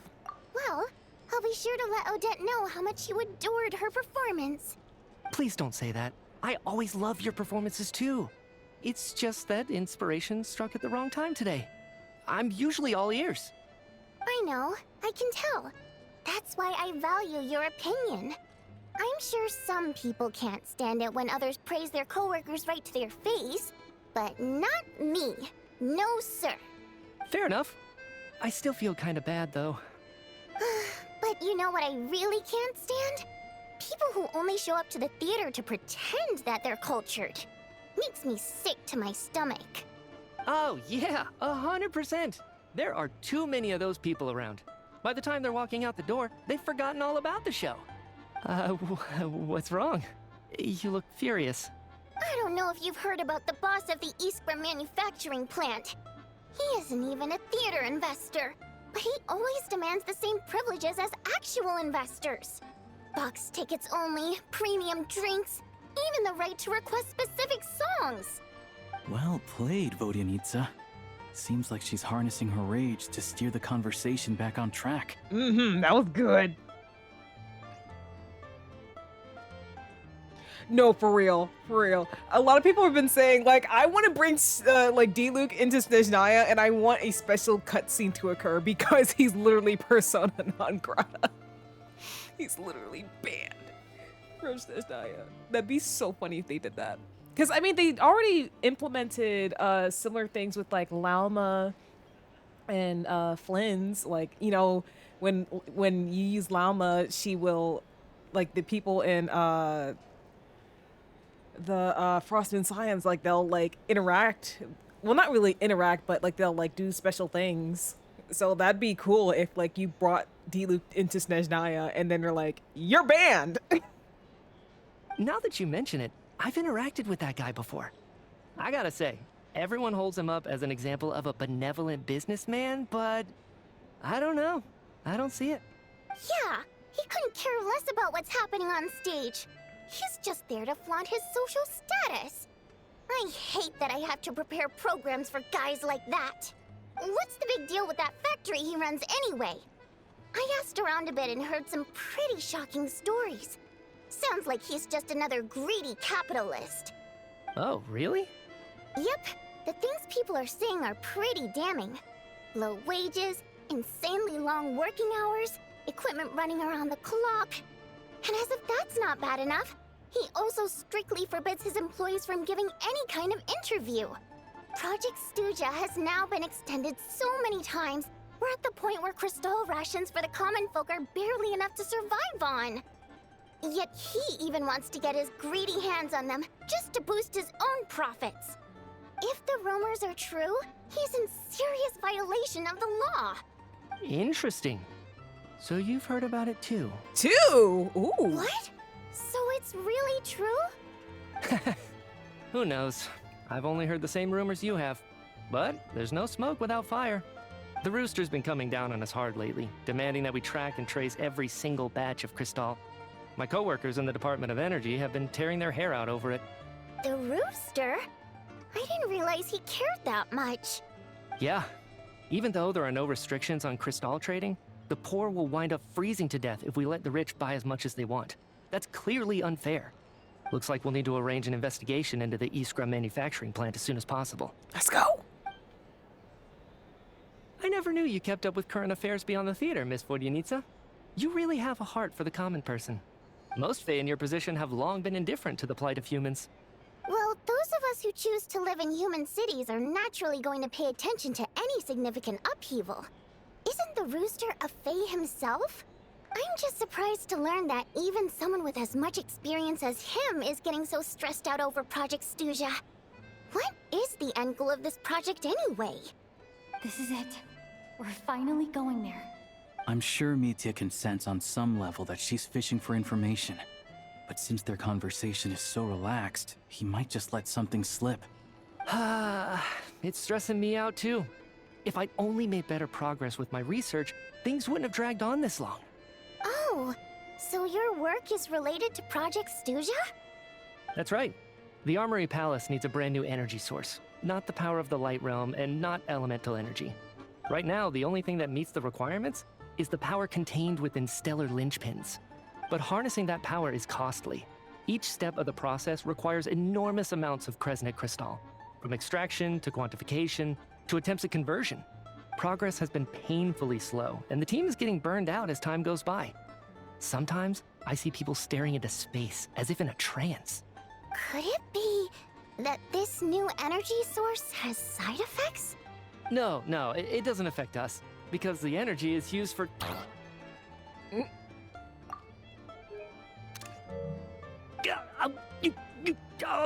Okay, I got it. Stop choking me. Sorry. I can't talk about that. No, it doesn't affect us. Because the energy is used for... Okay, I got it. Stop choking me. Sorry. I think we're all just exhausted. We've been working ourselves to the bone for so long with so little progress to show for it. It's no wonder people are struggling to stay motivated. Seems like I owe you an apology. I shouldn't have gotten so mad at you for not paying attention during the show. Don't worry about it. I count myself lucky, to be honest. I don't envy the people who work closely with the Tsaritsa herself. I'd much rather be in my current position. At least I don't have to shoulder any major responsibilities. So they're trying to develop a completely new kind of energy. It's a shame we didn't get to hear more. Yeah, censored by a scarf. Who would have thought?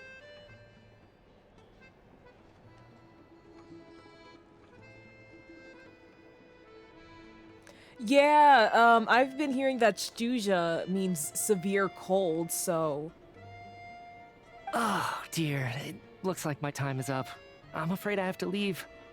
I'm so sorry. We ended up barely talking about the theater. That's okay. It was a pleasure chatting with you, really. Let's make up for it next time. Yeah, hopefully once the work pressure eases up a little, I'll be able to focus more on the performance, and then we'll have more to discuss. Mitya's we touched on eyes, some confidential issues today.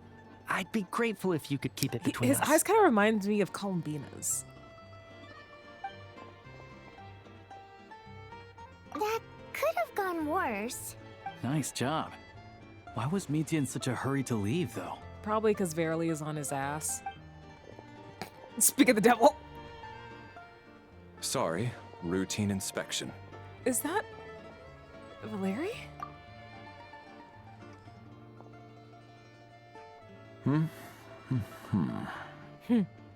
Twitch, clip that. Okay, let's go. So he wasn't rushing to get back to work.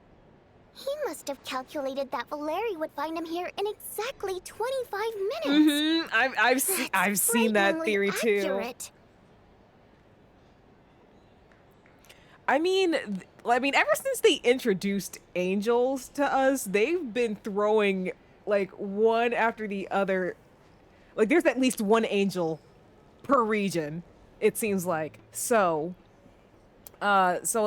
if he ends up being one, I would not be surprised. Okay, so because it was revealed that shoot, I'm forgetting the dragon's name. But the dragon in Mondstadt, that's the reason Diluc's father died, and Lowen and his friend was going to be experimented because of like its remains. Okay, we have that one. Jabai in Liyue. We have the goddess of flowers in Sumeru. I don't believe we have an angel yet in Azuma, unless I forgot. Azuma.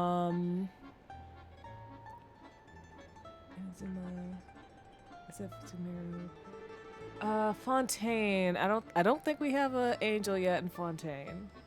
Nicole did appear though. And Nicole also appeared in Nod Cry. Oh, we had the Lord of the Night for Natlin. And then, yeah, I guess we'll see if we meet any other angels. One of the main duties of the Special Assignments Battalion is to ensure that important figures stick to their schedules. Sounds like Mitya's archenemy then. All right, time for us to get going too. Excuse me, check please. We'll settle our check too then. Oh, hello there. Mr. Mitya paid the check before leaving. He also asked me to pass on a message. He said it was an honor to share his tea break with Miss Vodyanitsa and her two friends. Oh, he knew the whole time. Oh no.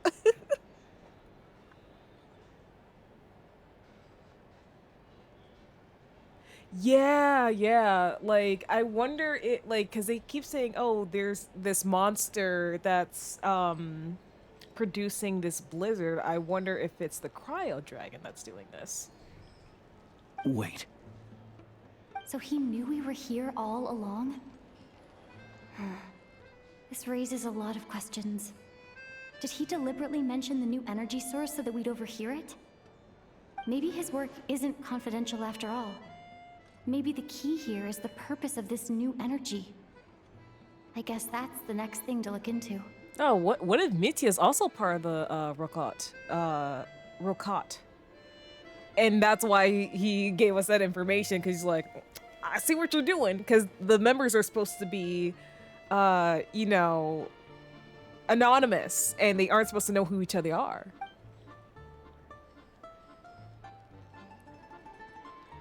Vodyanitsa and Alosha have both left. Time to head back and call it a day.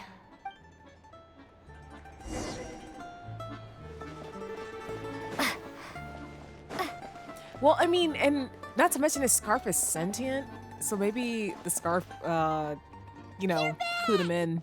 You're pretty early today. How are you feeling? Paimon was just gonna mention that. After she woke up today, Paimon felt like her temperature was completely back to normal. But her strength still hasn't returned. Well, I mean, your body's working hard to get rid of the cold, right? Still, there's some good news. Paimon thinks she might have figured out the source of the problem. It's like there's some kind of mysterious power affecting Paimon. Paimon's never felt this way before during any of her travels. She only started feeling this way since we arrived in Snezhnaya. Some kind of mysterious power, you say? That's right. The Armory Palace needs a brand new energy source. Could that have something to do with this? What is it? You're making that face again. You know, the one you get whenever you have a light bulb moment? Let me tell you what I found out today.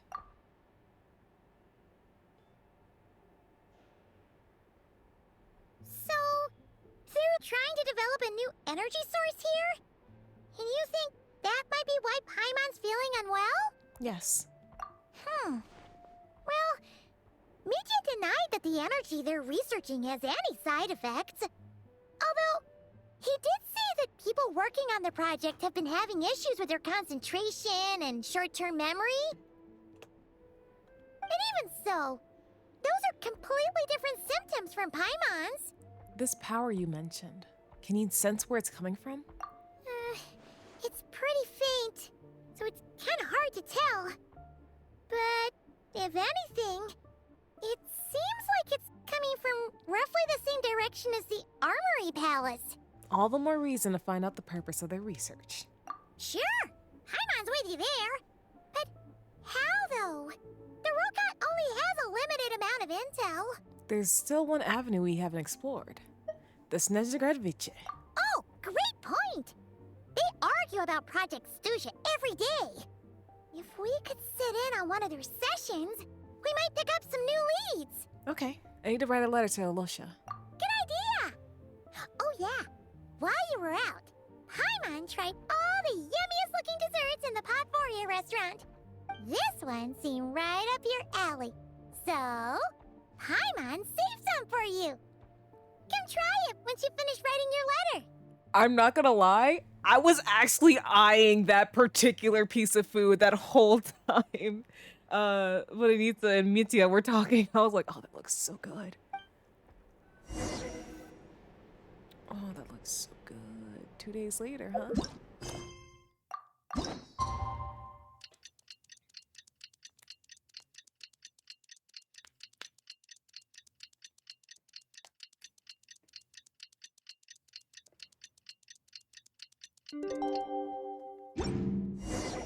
Alosha replied. He says that we won't be able to speak at the Vecha, but he can arrange for us to attend as visitors.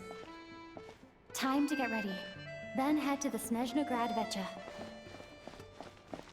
How are you doing today, Paimon? You're back! Paimon's been working on the crossword puzzle in the newspaper. It's actually pretty fun. Oh, shoot! Paimon forgot the next word.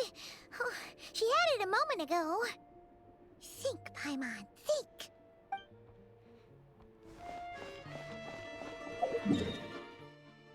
All right. It'll probably just teleport me next to, Yep.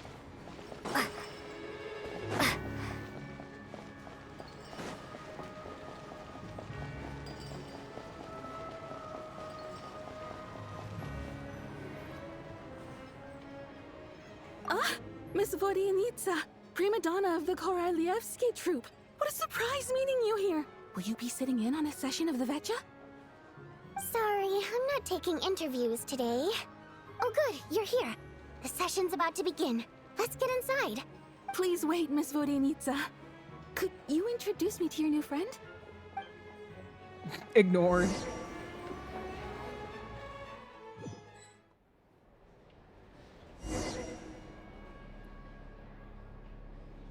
Shortly after you take your seat, the meeting of the Snezhnaya Vicha officially begins. Discussions on whether or not to extend Project Studia are saved until the end.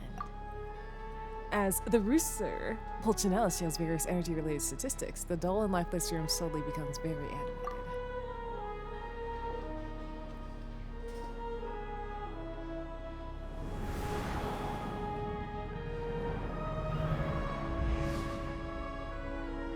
In summary, the energy management commitments made for the outgoing period have been delivered upon. Furthermore, both the production and consumption of Kresnik Crystal show clear signs of stabilizing. The relevant agencies have assessed the present circumstances and determined that the status quo can be sustained until the next period. For detailed statistics, I would refer you to the industry reports that have been distributed to all persons present. It should also be noted that while the recent blizzards have led to a significant increase in people's energy expenses, this is strictly a short-term phenomenon associated with a remotely located monster. Her Majesty the Tsaritsa is giving her full attention to this matter. We should have every confidence that it will be dealt with swiftly and conclusively. A financial report on disaster relief is also present in this report, courtesy of Pantalone.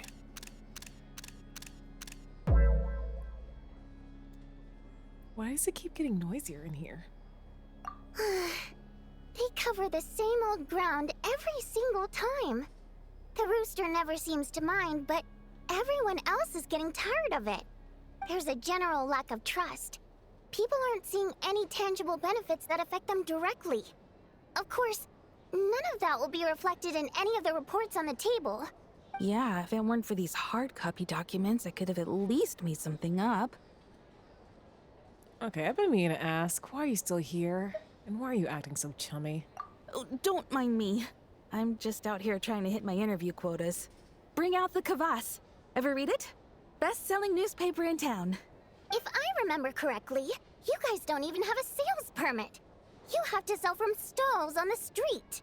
Okay then, best-selling street stall newspaper in town. Still counts. Girl, are you drinking? Order! We will now open the floor to the representatives. If there are no further substantive issues to discuss, we will then proceed to a vote on this motion.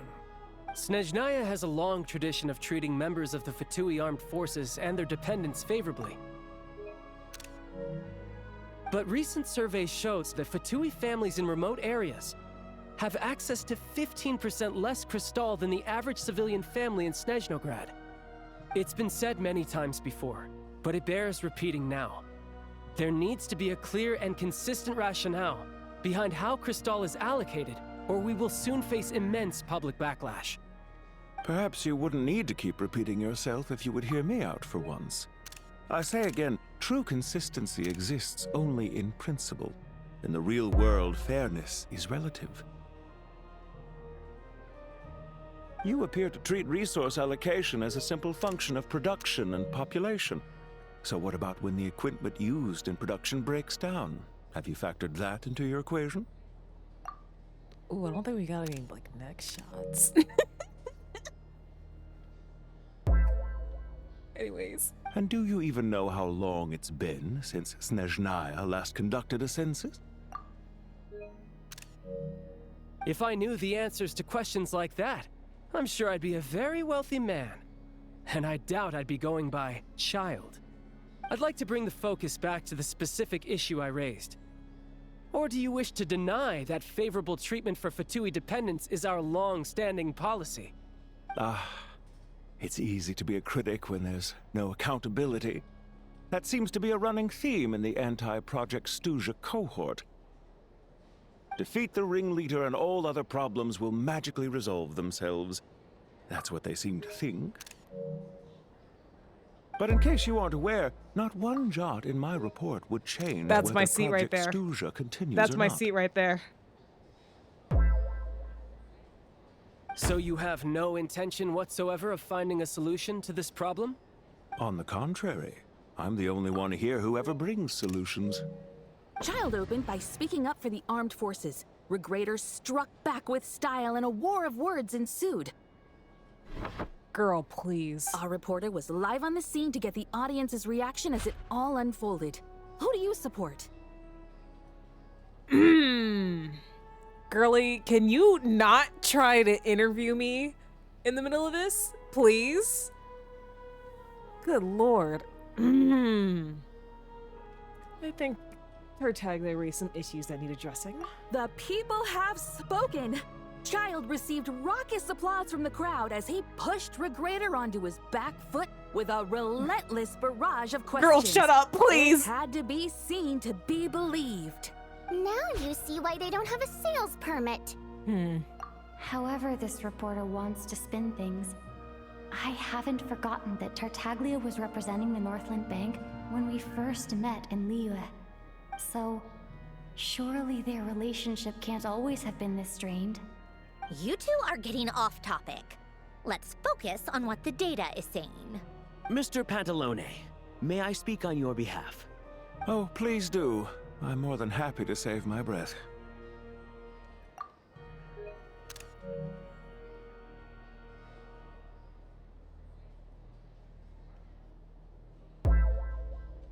Crystal distribution policy undergoes modifications with each new period. The ultimate goal being to find the most reasonable method of allocation, which I believe is what Mr. Tartaglia also seeks. But I fear many may have been misled on this topic by extremist activists. To clarify, Project Stuzha is not the root cause of the problem. It is merely a framework for resource distribution. The most recent reports all point to Snezhnaya's resilience and adaptability during this period of fine-tuning, and give clear indications that a distribution framework is improving with each iteration. To make drastic adjustments without first considering the risks would likely do more harm than good. It would be a waste of the hard-won experience we've gained to date. Renowned scholar of finance, Arapov spoke up to clarify the fiscal logic, clearly alluding to social organizations like the Rokot in his words. With the notorious Lelek still active to this day, should the Rokot be held responsible? No, there is someone else to blame. Girl, can you shut up? She's just rephrasing what Mr. Pantalone said. The Rokot are the critics he accuses of taking no responsibility for their actions. As for Lelek, you won't have heard of him yet. He's currently the most famous member of the Rokot. Well, more like infamous. Ending Project Stuzha has become an obsession for him. Unlike the more decent ones among us, he believes that votes in the Vetcha are all that matter. So whether it's threats, coercion, or bribery, he'll use whatever means necessary to get people to change their vote. Wow, there's more to the Rokot than I thought. And since we're already on the subject, what do you think of Lelek's methods? Are you for or against? Hard to say. I suspect there's more to his story. Well, whatever the story is, his actions benefit us all. We stand with Lelek. At least someone here wants to take this discussion seriously. I've been considering that issue myself. What you really need is more precise regional data, right? I think it would be easiest to let the Fatui handle it, since they're already in charge of Crystal shipments anyway. We may as well get them to collect some data while they're at it. Whatever you need, you can ask the Fatui to look into it for you. In terms of supervision, I think the Druzhna would be a good fit. I had hoped to discuss this with Miss Vesna. But sadly, she's not present. I will be happy to take a note of your suggestions and present them to Commander Vesna for a decision upon her return. The Commander has always taken a keen interest in Project Stuzha. However, given the Druzhna's demanding workload, I'm afraid it may prove difficult for them to provide any practical support. Let us refrain from jumping to conclusions until a concrete and actionable plan is in place. My apologies, Lord Rooster. There are numerous issues to address here, including manpower, time sensitivity, and reporting lines. Nevertheless, I support drafting a proposal. Follow the usual procedure, and it can be raised as a new motion for all parties to evaluate at the appropriate time. In that case, I'd like to share one thought before the proposal is drafted. The issue of time sensitivity was raised just now, which I presume relates to the official reports. In fact, the Energy Commission already collects regular statistics on each urban center and its surrounding area. Would these be of any use? That's a good idea. I read every issue of Svietloslaidovka's report, and although my focus is mostly on the section about equipment operation, the energy consumption statistics also yield a lot of insights. Be that as it may, does no one see an issue with using local data to determine crystal quotas? In the long term, it seems like a very risky solution. Not if they are used purely for reference. So long as we have the report from the Northland Bank's headquarters to corroborate it, no one will be able to fool me. Very well then. It appears that this arrangement is acceptable to all parties. Yeah, sounds good to me. The members reached a provisional consensus on the issue of improving treatment for Fatui soldiers.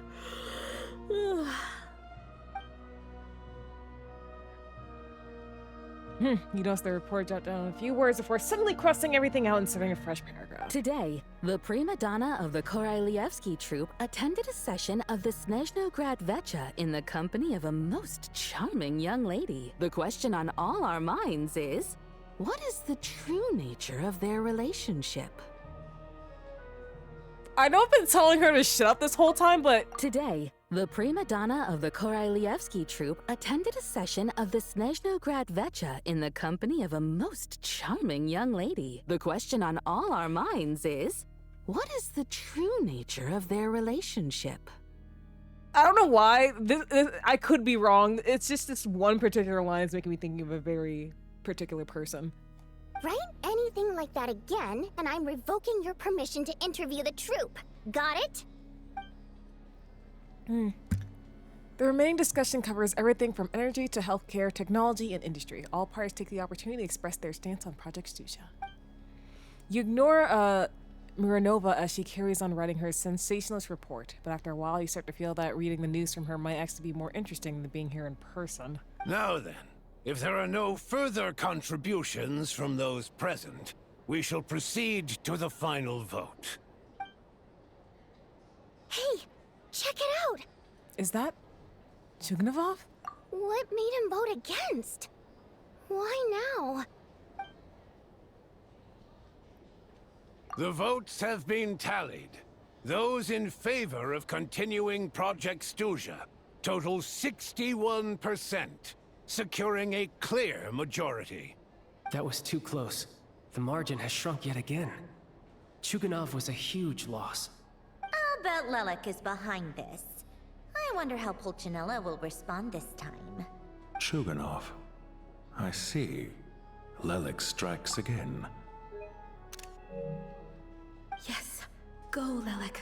Once Project Stuzha is defeated, our unwavering support at Bring Out the Kvass will finally pay off when we make our comeback. I can taste our victory already! In accordance with the result of this vote, Project Stuzha will remain in effect until the next Vecha period. Finally, may I remind us all, we debate only for the greater glory and solidarity of our nation.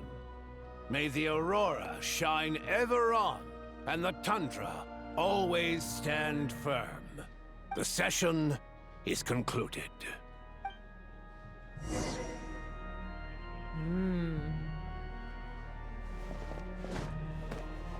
Wait, what was this his seat? Was this his seat? Let me just sit down where his. I'm gonna do the same thing for Tartaglia as well. We're just gonna. I'm sure they're still warm. I'm sure it's still warm. Anyways.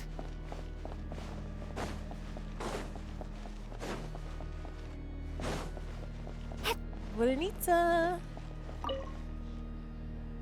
I have to say, I really wasn't expecting Chulkanov to vote against Project Stusha. Why? What's so strange about that? Well, in principle, Snezhnaya's business and political elites ought to be the ones least likely to oppose it. As we heard, Project Stusha is basically just a resource distribution framework that requires everyone to cut back during the winter. But even if the policy got cancelled, the Tsaritsa's energy needs wouldn't suddenly go down. The extra demand from the public would have to be filled from somewhere. So logically, the factories would have to take the hit. This explains a lot. I got a letter from Mr. Mitya just before today's session. He said he's confirmed that there are issues around overtime and excessive energy consumption at the Iskra manufacturing plant. In a situation like this, once the Rooster receives the report, he'll order the factory to halt production and submit to an investigation before issuing a penalty. But that's a week-long process, and thus didn't make it onto the Vetcha agenda this time. I don't think he suspects anything so far. Got it. So for him, it's a choice between reducing production and stopping entirely. Exactly. And as you know, he's a very selfish person. I was originally gonna try and flip him after he received notice of the official sanctions. My plan was to convince him that the whole thing was completely unfair. Rather than just sit back and take the hit while his factory stopped production, he'd be better off voting to end Project Stusha. At least that way, no one else would be able to make any money either, because all the factories would suddenly have more limited energy to work with. But now, he's already voted against it, which means someone must have used more forceful means to change his vote. Just like with everyone else who flipped. You mean Lelek? Yeah. No one knows why Lelek is so obsessed with ending Project Stusha, but by the looks of it, he's inching closer and closer to success. Lelek must have strong motivations, given how he'll stop at nothing to achieve his goal. Maybe he knows the full truth of Project Stusha. But how are we gonna get to Lelek when everyone in the Rotok is anonymous? Maybe my next step should be to focus on him. Oh, right. What are your plans for the rest of the day? Shall we head out? Hey, comrade. I noticed you were here during the debate. Hi, Tartaglia. I didn't take you for a political enthusiast. I'm not. That was boring as hell. Greetings, Harbingers. I just happened to have some free time today, and my new friend here thought it might be fun to check out the Vetcha. Ah, Odette must have introduced you. Looks like you two are getting along pretty well. I'll leave you to catch up. I should head back to the troop. Sure. Break a leg and all that.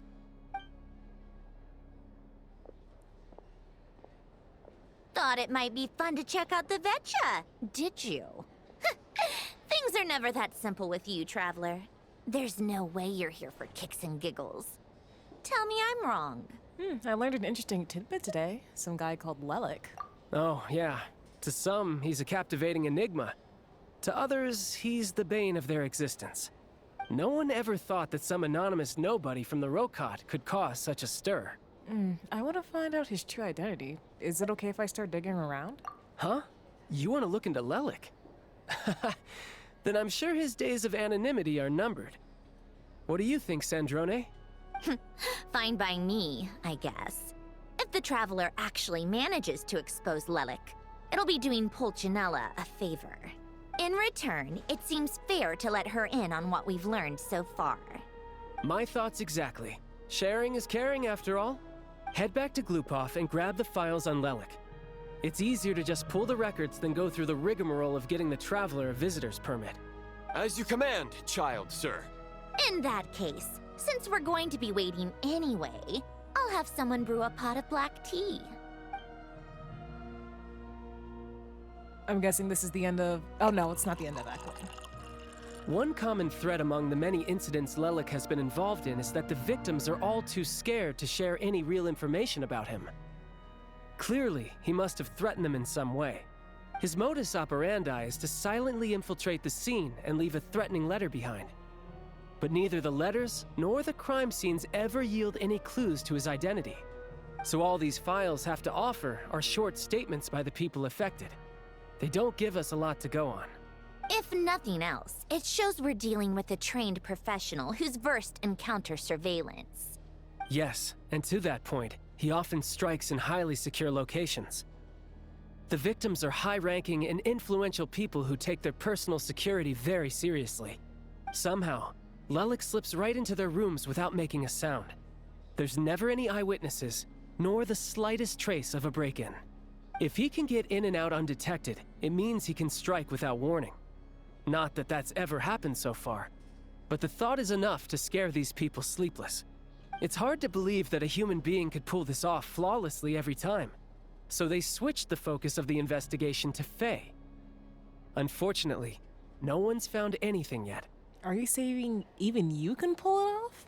Careful. Don't underestimate me. Although truth be told, I'd probably find it hard not to blow my cover. Direct confrontation is more my style.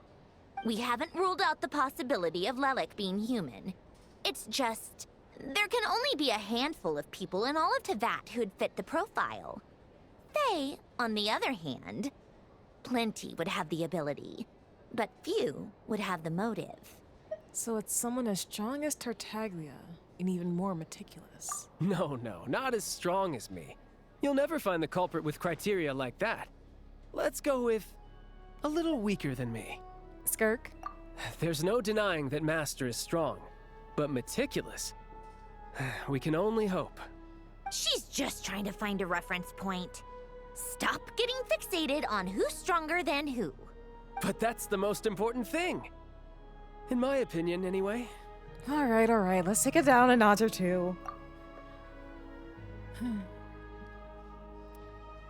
Okay, how about Odette as a reference point? She's someone we all know, and I've seen her in action. Odette? Yeah, that seems about right. Her skills are solid, and she's always calm under pressure. Except she's Fatui, so the likelihood of her working against us is pretty low.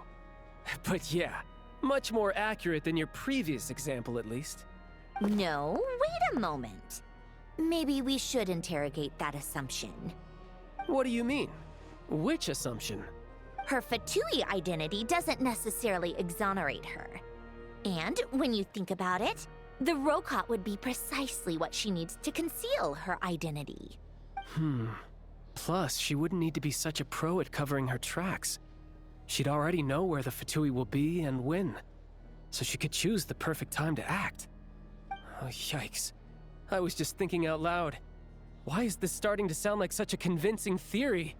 Still, what reason could Odette possibly have for trying to call off Project Snezhnaya? Arlecchino would be the best person to ask.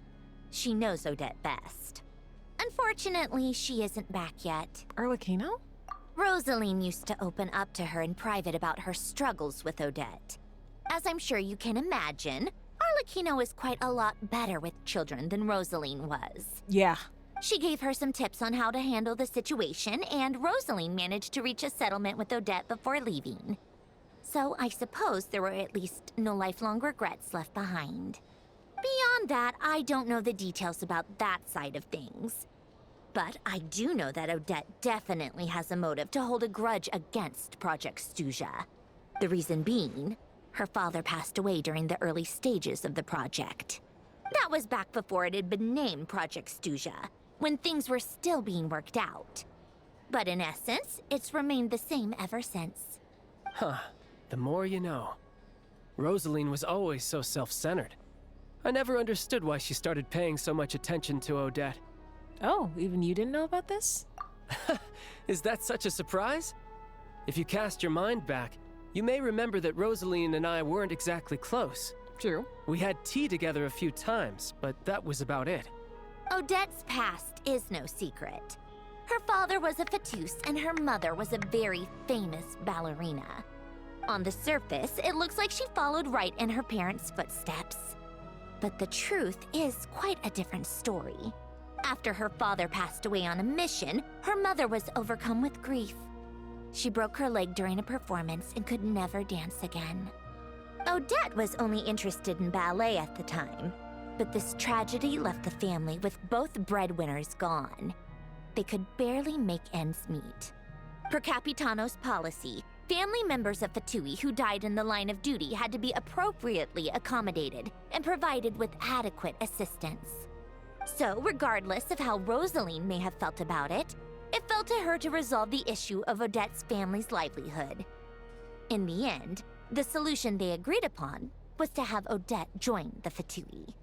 Right, because the alternative would have been a one-off compensation payment, I guess. In that sense, joining up was definitely the better option. Yeah, one-time payment instead of consistent, confirmed employment. Yeah, the latter option's better. Still, she must have had mixed feelings about it, right? If she doesn't even like the Fatui.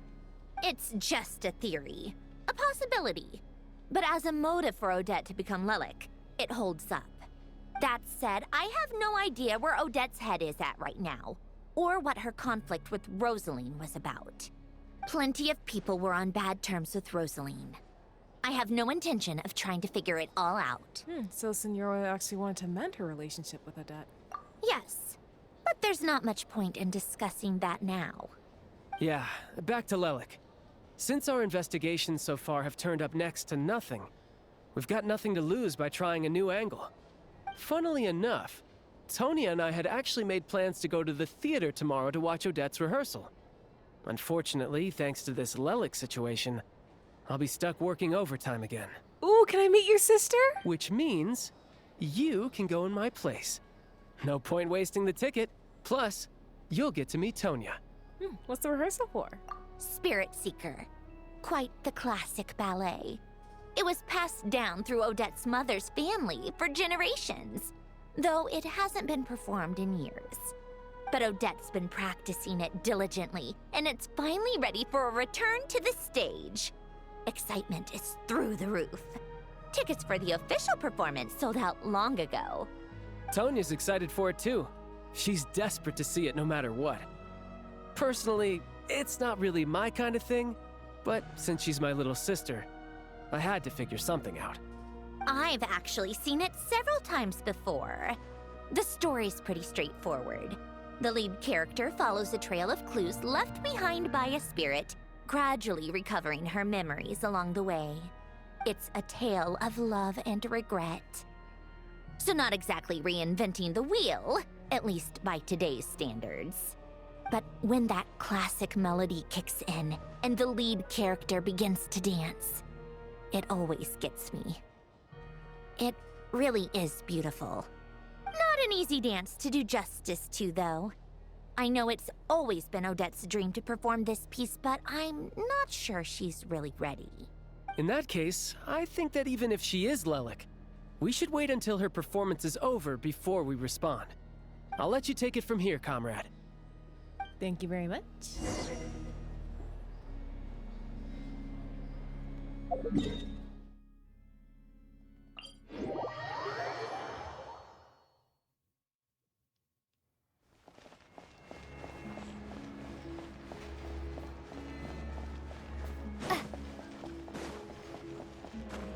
Alright, we gotta check in on Paimon.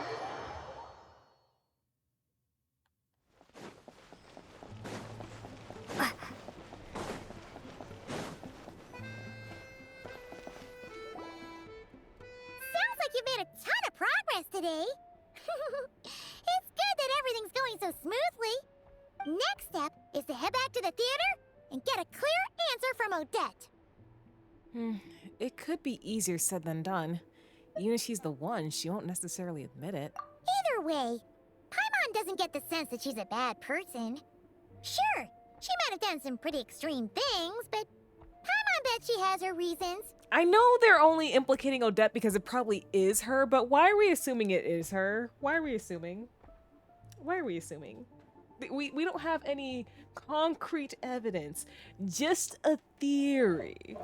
A very plausible theory, but still a theory. Maybe this is going too far, but like, with everything she's managed to do so far, wouldn't it make more sense in theory to be even more, you know, heavy-handed? I forgot to have melon pie. Why leave a letter when she could, well, we know there are plenty of other ways to keep people in line, right? The point is, she could have gone further, but she didn't. So, if it is her, she's got some principles at least. I want to believe in her too. Yeah! Well, all you can do is follow the facts wherever they lead. So how are you feeling today, Paimon? No change, really. But that thing Paimon told you about yesterday? Paimon feels like she can sense it more clearly now. Hearing you talk about your day makes Paimon itch for an adventure. If only she could be there with you so we could experience it all together. You need to rest up first. Yeah, I wish you could be there too. I'm not used to adventuring alone. But don't worry, we'll get to the bottom of this. Guess it's just one of those things. Never mind. Paimon will behave herself and keep resting.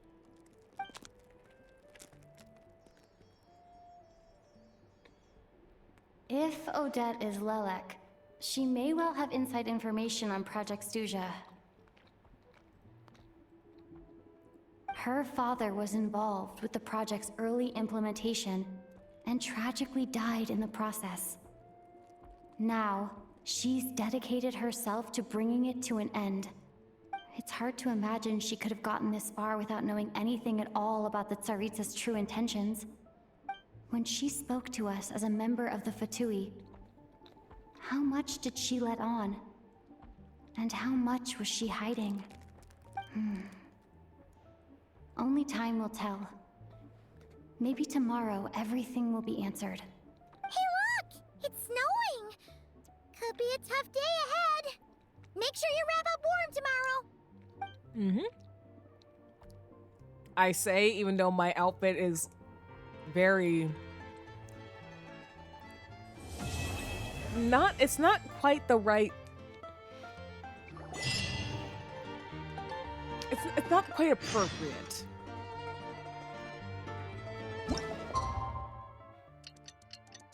I want to say. Like...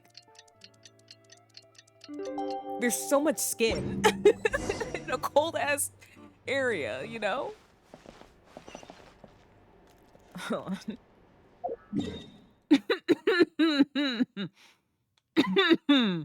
Excuse me.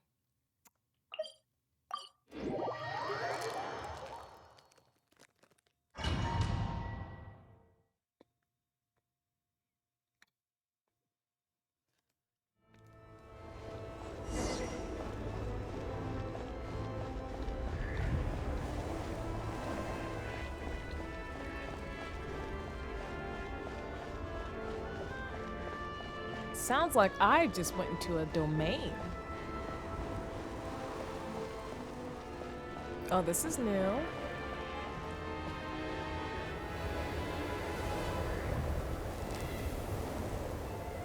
Ooh, it sure is cold today. I wonder how much heavier the snow's gonna get. Here to see Odette? I just need to see your tickets for the preview. Perfect. Thank you. I'll hold on to your tickets. Come on in. It's freezing outside.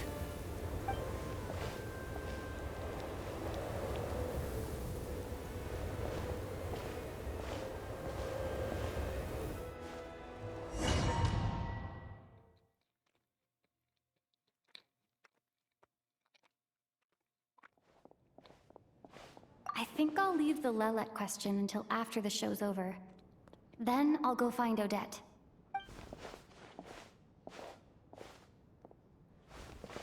Oh, Mitya, I see you. Child said he was originally going to come with Tonya. So I'm guessing Tonya's already here somewhere. Is there anyone here who looks like a Tonya? Let's see. It's a small audience.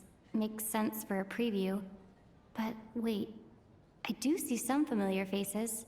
Let's see, for Larry. Oh, is that Chuganov? Mr. Chuganov's back again by the looks of it.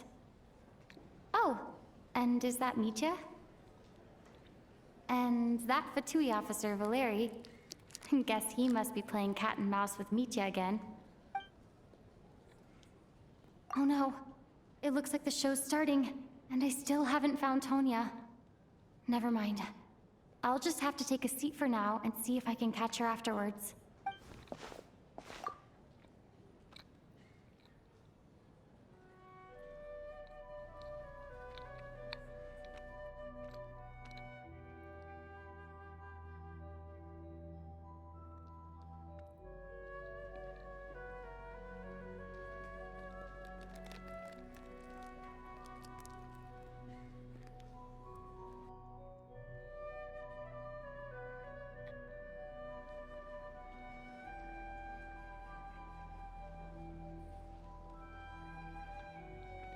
Oh, so he has a stellar linchpin.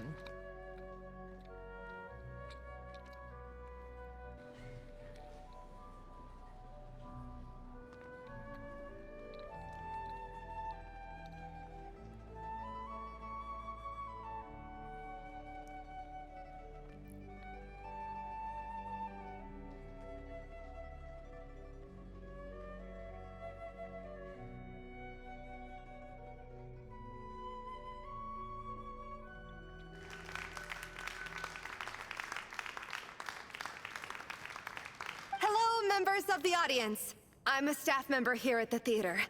Today's performance was a very special one for us, as it marks the first attempt in a long time to revive the classic Snezhnayan ballet, Spirit Seeker. To commemorate this occasion, we would love to take a group photo of the cast, crew, and audience members present today. Could I kindly ask the audience to please come up onto the stage?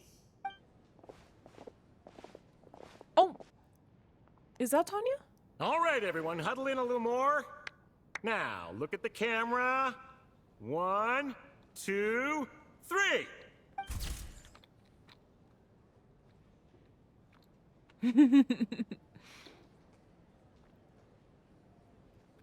Hold on. I want a picture.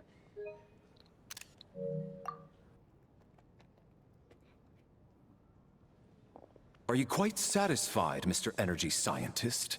I rather hope you don't have any other escape plans to add to my workload today. What are you talking about, Sarge? This was simply my way of inviting you to watch Miss Odette's new show with me. And wasn't the performance spectacular? In the future, I heartily encourage you to take a leaf out of my book. Find some soul-nourishing pastimes to enrich your time outside of work. It was indeed a fine performance, but I must correct you on one point.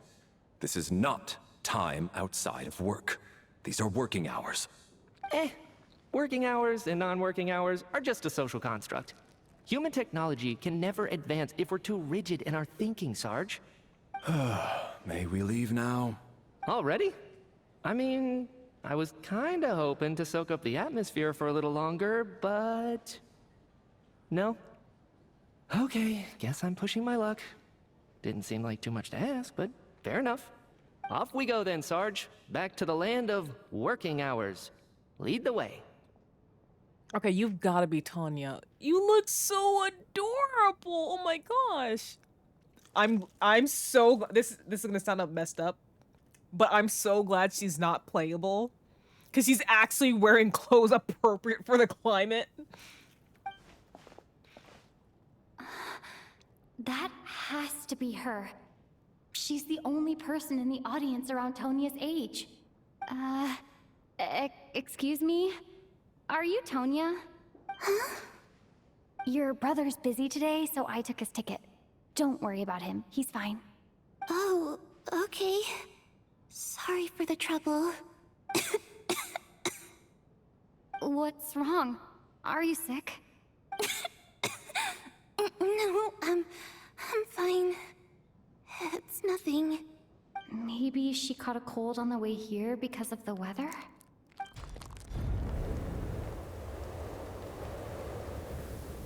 I haven't seen snow like this in a long, long time.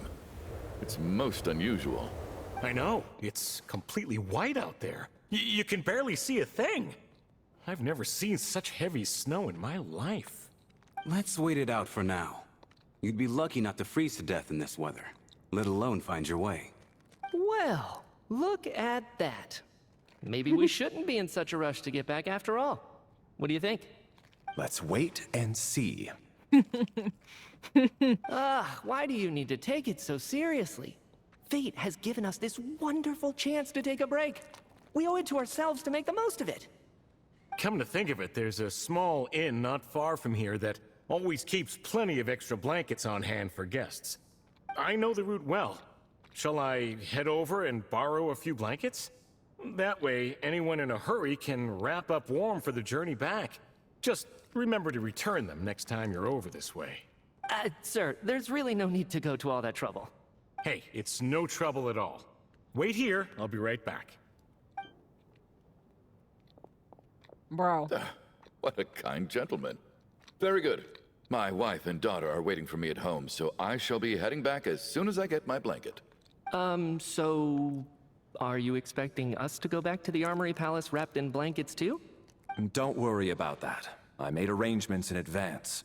Should I not return to the Armory Palace within 3.5 hours after Operation Showtime begins, an armed squad will be sent to collect us.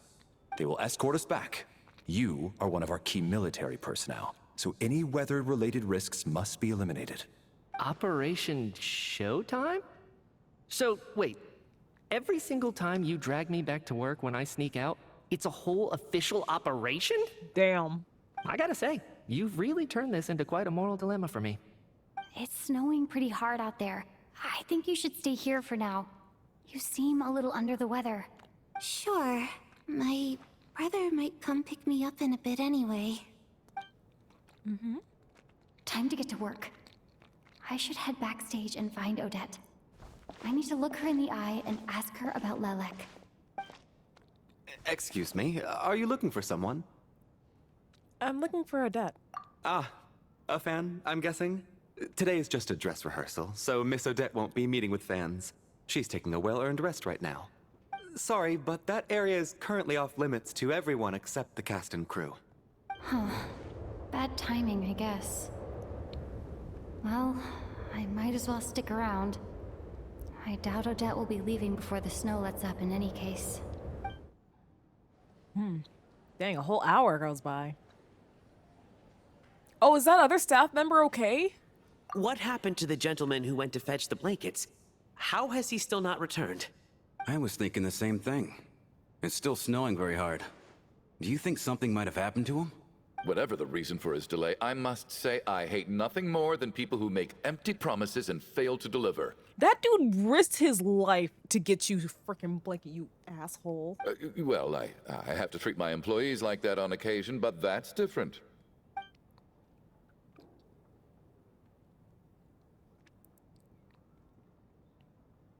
You seem anxious, Mr. Valeri. It's been nearly 4 hours since I left the armory. The army should have arrived to extract us by now. They know how much I despise tardiness and disrupted plans.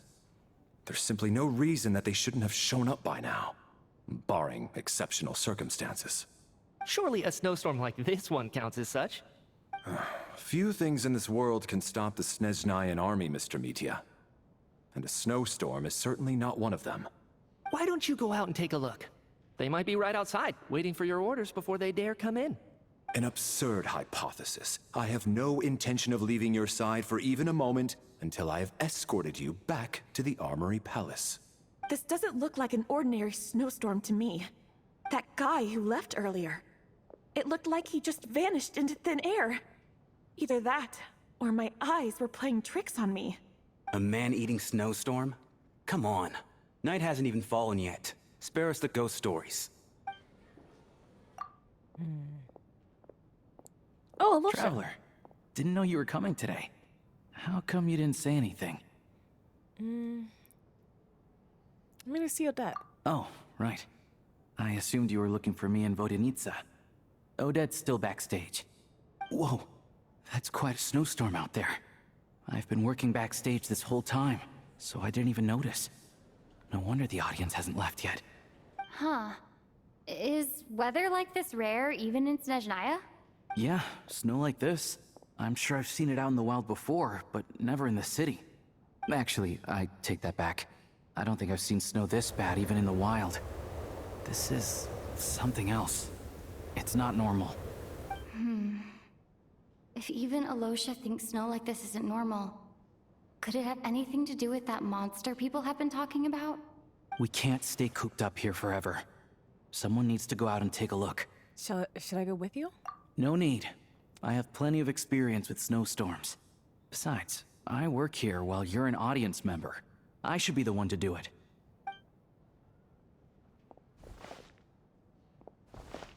Everyone by the door. Careful not to let the snow soak into your shoes. In a snowstorm, you gotta look after your toes above all else. Heading out, my man? Be careful. I've been told the snowstorm eats people alive. Thanks for the advice. I am planning to be careful. I just want to take a quick look at the situation out there.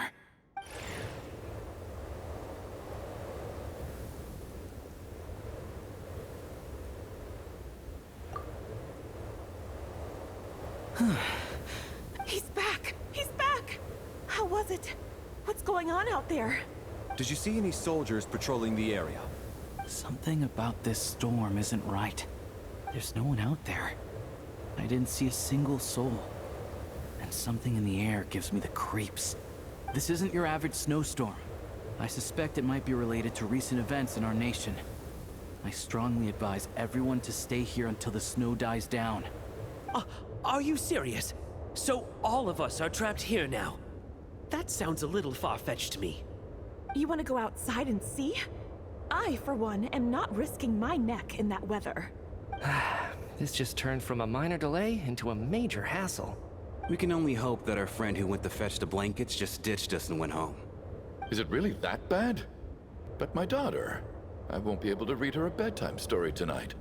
Huh? What are you all still doing here? Whoa! It's snowing hard! The cast and crew from backstage are quickly brought up to date on the situation. So now we're stuck here? Oh, this is terrible! Luckily, it was just a dress rehearsal today, so there aren't too many people here. On the bright side, the theater's always well stocked with supplies. If the snow still doesn't let up as we get into the evening, you can spend the night here, everyone. At least, I assume that's all right? Odette? Fine by me. This seems like a sensible backup plan under the circumstances. My thanks to the theater for being so accommodating. What are you staring outside and praying for, my man? You anxious to get home too? Oh, Your Majesty the Tsaritsa, I beg you, please do not let tonight's snowstorm stop. This is a golden opportunity to spend the night under the same roof as the two top stars in all of Snezhnaya. Bro. It's a once-in-a-lifetime experience. I think I've changed my mind. Sir, if you so much as look at us funny, you'll be seeing stars in a whole other way. Behave yourself, or you'll be begging for that blizzard. It's getting colder. We need to keep the indoor temperature up. Why does he look so... the way he dropped to the floor. Bro, what were you thinking was gonna happen? Close the door and lock it tight. Let's head somewhere warmer.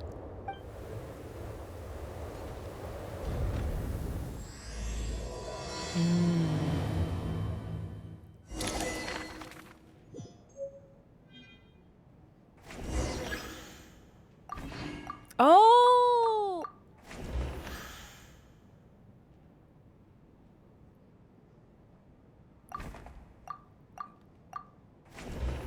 Bro, he's just there.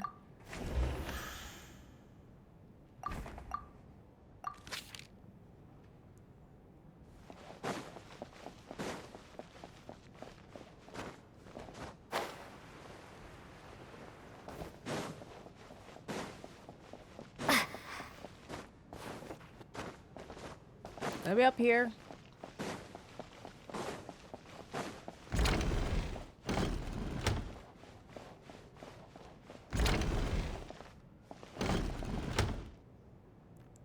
Okay. Everyone important is in this room. And then there's the aristocrats. Easiest of all to deal with. You don't need to use any force whatsoever. All you have to do is show them the rope you plan to tie them up with. Do you know why? I don't. Do tell. Because nothing horrifies them more than the thought of a cheap, coarse rope leaving creases on their precious million more coat.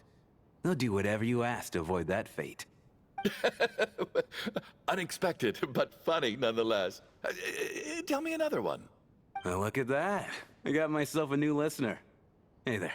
Let me introduce myself. The name's Shram, and I'm a mercenary.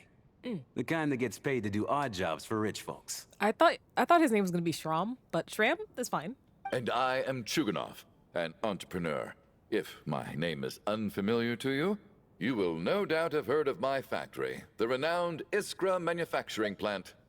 I'm Moon. You can continue enjoying your conversation. I'll just be over here. Are you really that famous, Mr. Chuganov? How come I've never heard your name before? Excuse me? Is that a joke? Or are you being serious? Oh, I'll have to ask my rope later. It's probably tied up more entrepreneurs than I've ever heard of.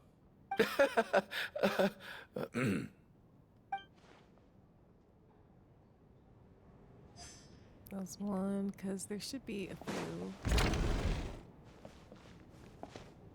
All right. My husband has major trust issues. To him, I doubt even this snowstorm is a good enough excuse for me to stay out all night. That's the price of marrying into wealth. You'll get used to it. I'm not about to stop you if you want to leave. But don't drag me along. Hello? Can I help you? Hi, Tonya. How are you? How are you feeling, Tonya? I'm fine. Sorry to worry you. I'm used to it by this point. I take medicine for it. My brother usually helps to get it ready for me. Child must take great care of his sister. He's never mentioned Tonya's illness, though. You know, I actually find this whole thing kind of exciting. Stuck in a strange place thanks to a snowstorm. Having to spend the night with a bunch of interesting characters. It's pretty cool, don't you think? You're right. It's certainly a novel experience that I'm sure most kids share. Exactly. It's like one of those stories where an ordinary school trip turns into a magical adventure. I've always wanted something like that to happen in real life. Well, here's your chance. Oh, sweetie. I'm fine, really. Just got a little overexcited. Look after yourself. Otherwise, your brother will come after me. Although, I wouldn't mind that.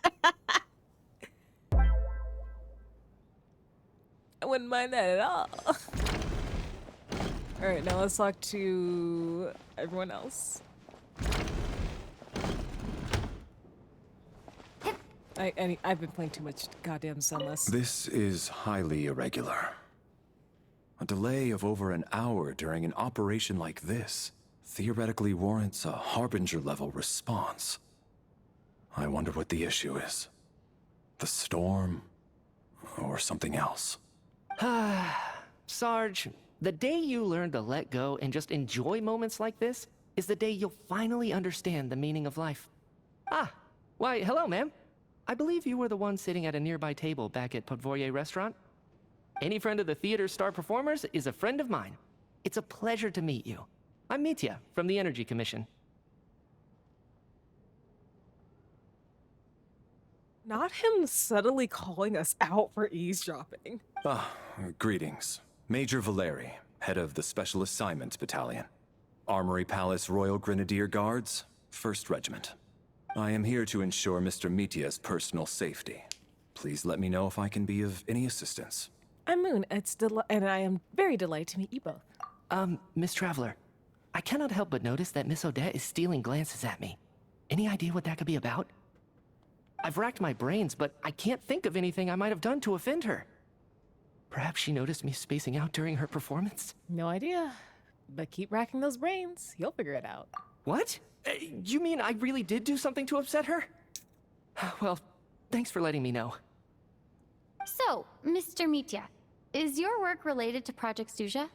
Yes, that's right. The higher-ups in the Fatui transferred me from the Energy Commission to the Armory Palace because they wanted me to... The scarf again. Really? I can't even talk about that? Pretty sure it counts as part of my private life. All right, I won't say anything. Sorry, traveler. As you can see, I'm afraid this pleasant chat will have to end here.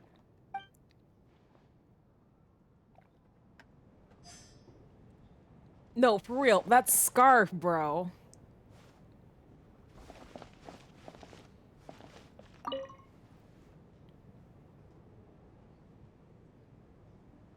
I don't think it's ever been this lively backstage before. I didn't know you were coming today. Hey, have you seen Chuganov? I heard he was coming today. Have you spoken to him at all? Not really. I'm with you. This could be just the chance we need.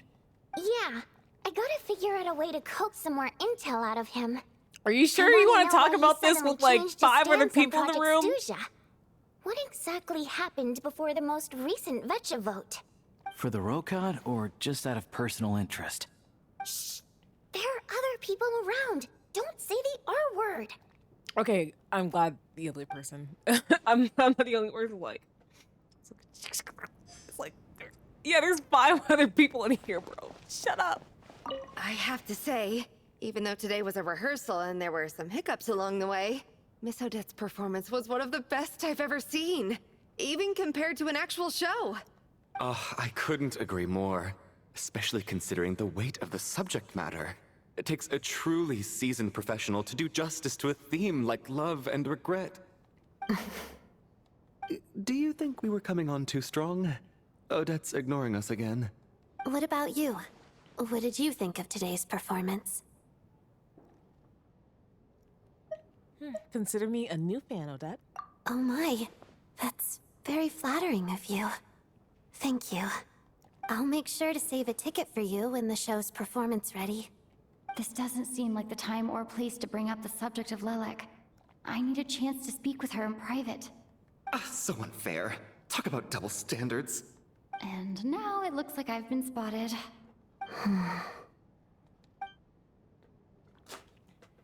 You know Mitya too? No, I don't. I just have a feeling that he might be dangerous.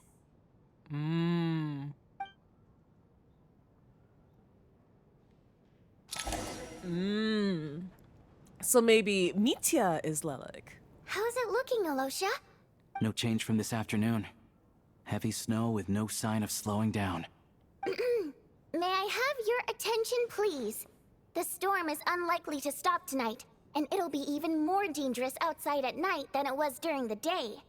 We at the theater owe everyone here a duty of care. Therefore, we strongly suggest that you stay on site overnight and avoid going outside unless absolutely necessary. In a few short moments, we'll give you a tour of the theater's various quarters.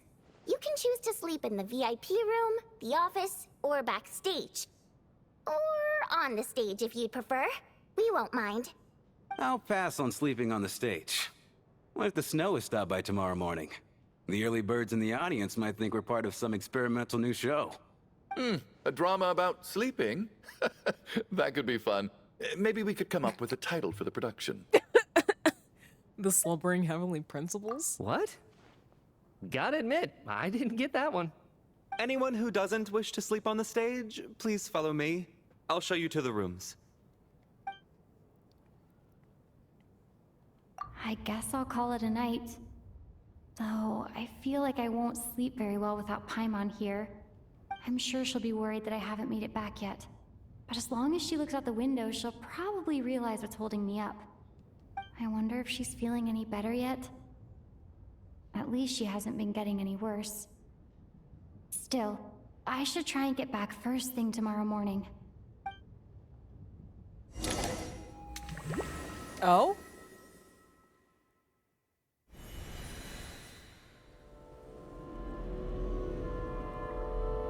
Am I?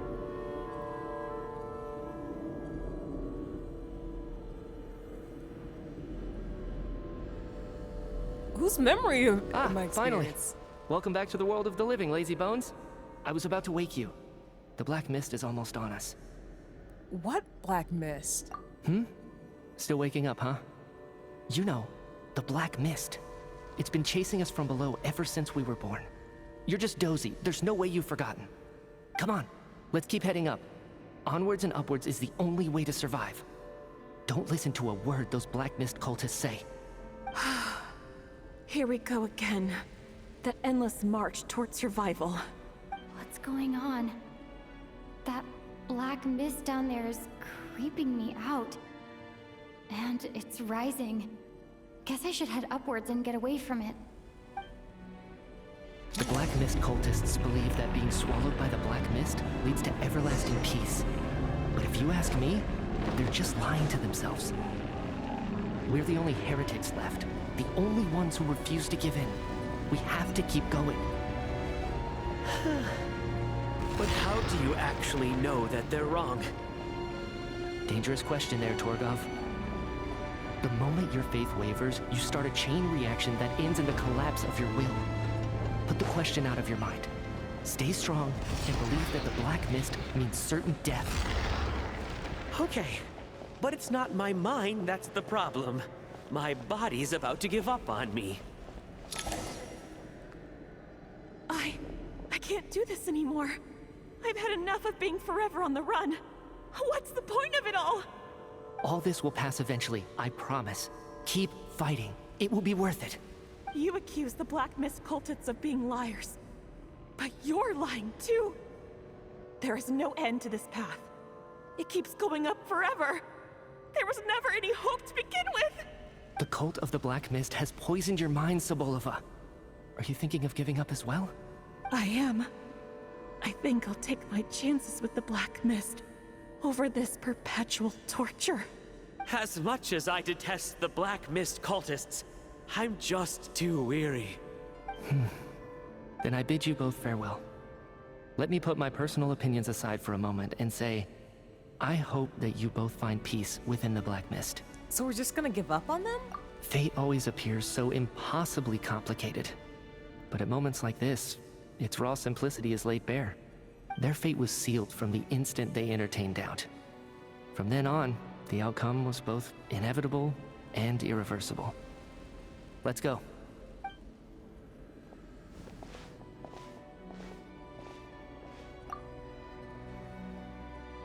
Torgov and Sobolova are gone. I never thought the day would come when even they would be swallowed by the Black Mist. It's just you and me now. Is it just me, or has the black mist stopped moving? Yes, it looks like it's satisfied. For now. This happens from time to time. But it won't be long before the Black Mist starts chasing survivors once again. No one knows how to stop its advance for good. Well, we should make the most of the precious moments of rest that those two bought for us. Huh? Are you really that sleepy, traveler? The heck was that? Ah! Help! Somebody, come quick! What is it, Chuganov? What's wrong? Huh? Is it morning already? What's all the commotion? Sounds like it's coming from next door. I should check and see what's going on.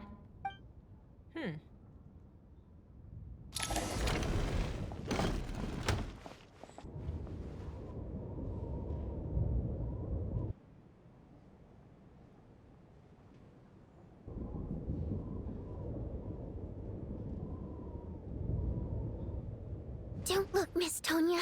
Stay here. Okay. What happened to them?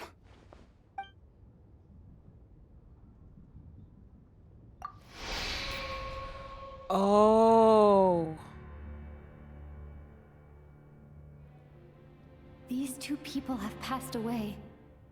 And the strange thing is that somehow I knew this was going to happen. Ooh.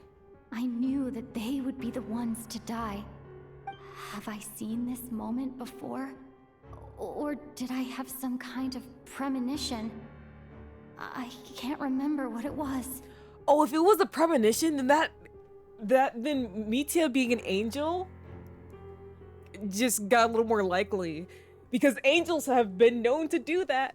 Because the goddess of flowers, even in her remnants, was able to give Kale a premonition of what would happen in Sumeru. Let me take a look.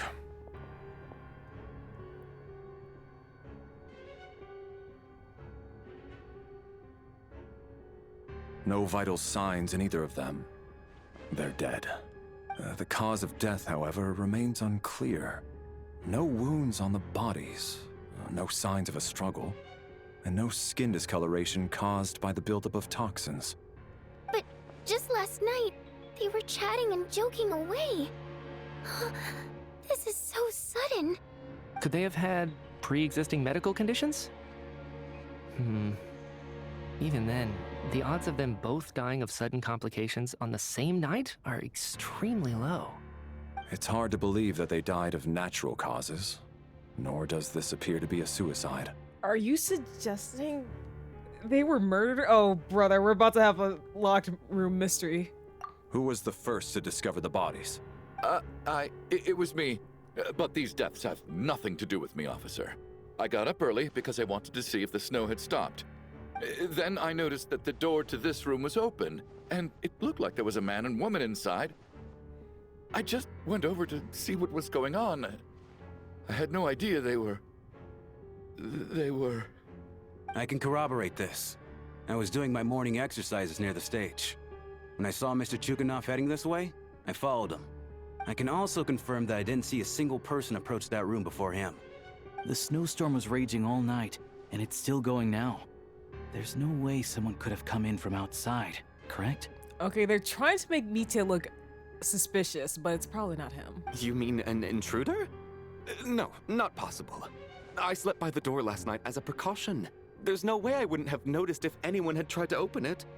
Everyone, split into pairs and search the theater for anyone in hiding or any signs of suspicious activity. I'll follow up with a full search of my own shortly. Go. There is no time to waste. You pair up with Tanya. After their research, you're satisfied that no one else from the outside of the group is in the theater, and everything is exactly as it was left last night. Nothing on your end either? Backstage is clear. No signs of suspicious activity. We checked the basement. Also clear. I don't think there's anywhere here that a living person could hide. I didn't find anything either. Are we certain that the theater doesn't have a back door? Or any tunnel or passageway wide enough for a person to fit through? No, there's nothing like that. If people were sneaking in through some secret tunnel to avoid buying a ticket, we'd have sealed it off ages ago. I also checked the windows. All of them are locked from the inside, and there's no sign of anyone entering or leaving. It sounds like we can safely rule out the intruder theory. If anyone came in during the night in this weather, there'd be no way for them to avoid leaving footprints or water stains. This can only mean one thing. It's like one of those murder mysteries you see in novels and plays, isn't it? The ones where the killer is one of us. Why would you suggest that? Now everyone's going to be on edge. We can't quite jump to that conclusion just yet. Could he be right? It's hard to imagine something like that happening in real life. Set in a theater during a snowstorm, a murder takes place and the killer is among us.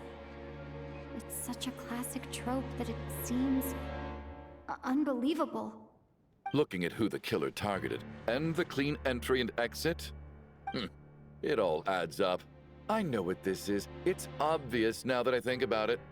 What is? What have you figured out? Both victims were wealthy, well-known local merchants. And the door was deliberately left open so I would discover the bodies and witness the crime scene first thing in the morning. Such ruthless methods. This was your doing, wasn't it, Lelik? Lelik? You mean Lelik is among us? And he's the killer? Lelik. I know this code name. Member of the Rokot, anti-Project Snezhnaya. Always works alone. I've read the case files at the Armory Palace. Walk me through your reasoning, Mr. Chuganov. What do you know about Lelik?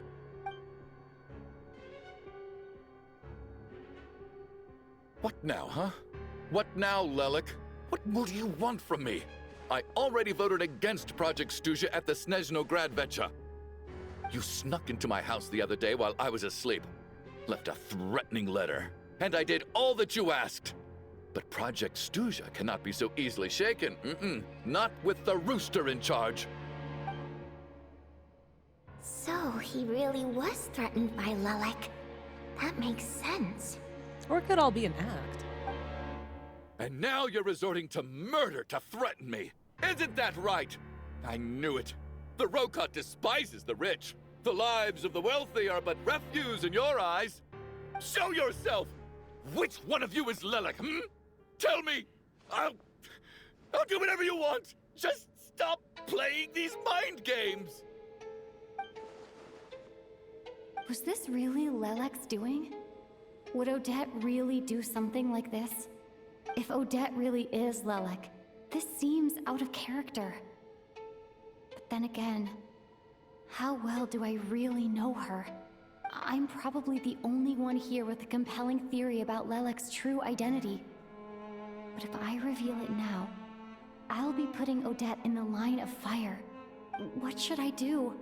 I don't think it's likely that Lelek killed anyone. At least from the stories I've heard, he's never killed anyone before. And his name has never come up in connection with any murder cases. Besides, even if Lelek did want to threaten you, why resort to such an extreme and roundabout method? It's not his style at all. Ooh, the music is so eerie. Vodianitsa doesn't know that Lelek might be Odette, but her assessment is pretty much identical to mine. Miss Vodianitsa, why do you suddenly feel the need to speak in Lelek's defense? Defense? Oh, no, it's just... I'm worried that we're jumping to conclusions here, so I wanted to share my point of view. Also, I don't think the Rokot is as bad as you're making it out to be. Well, if you think I'm so wrong, what's your theory then, Why don't you tell us who the killer is? The case is still evolving, Mr. Chuganov. Please do not prevent others from expressing their opinions so early on in the discussion. Thank you. Even so, there's no denying that the recent threat received by Mr. Chuganov may well be an important clue. So there's still a good chance that Lelek is right here among us. I can't do this anymore. I don't care if it's still snowing outside. I have to get out of here. Whoa, take a beat. We all know it's far too dangerous out there. Even the soldiers couldn't get to us. Go out that door, and you might not live to tell the tale. And whoever this Lelek is, they're surely not going to murder anyone in broad daylight. Be sensible, my man. You're safer inside. As much as I regret having to say this, I'd like everyone to cooperate and refrain from exiting the premises until further notice. Because as things stand, every one of us is now a suspect. Unless anyone has further information to share, let's adjourn for now. Feel free to keep searching for clues, but make sure you don't go off alone.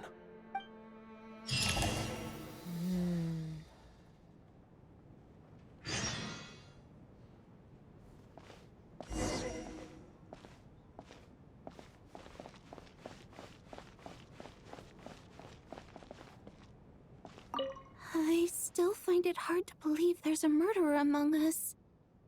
Just last night, I imagined we were like classmates out on a hiking trip.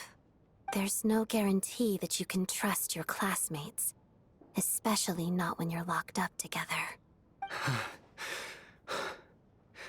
Why did they do this? Was it for money? Even then, they could have just kidnapped the people. They didn't have to die. It's very true.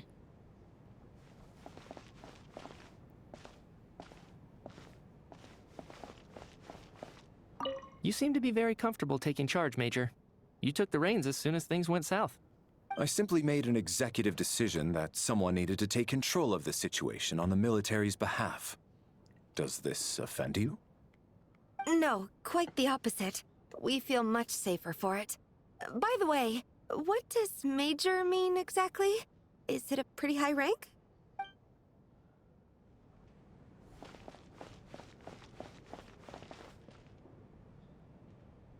Press screen inventory.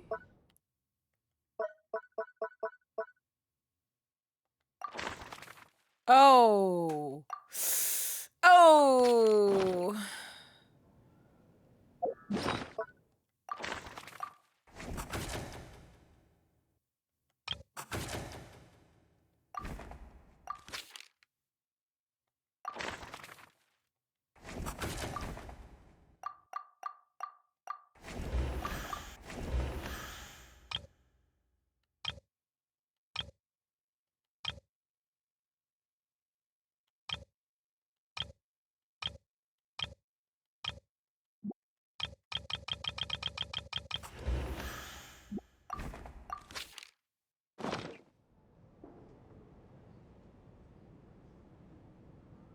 For possible intel, I don't know what other intel you could tell me.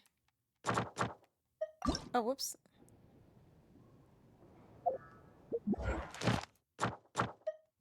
Give me that, please.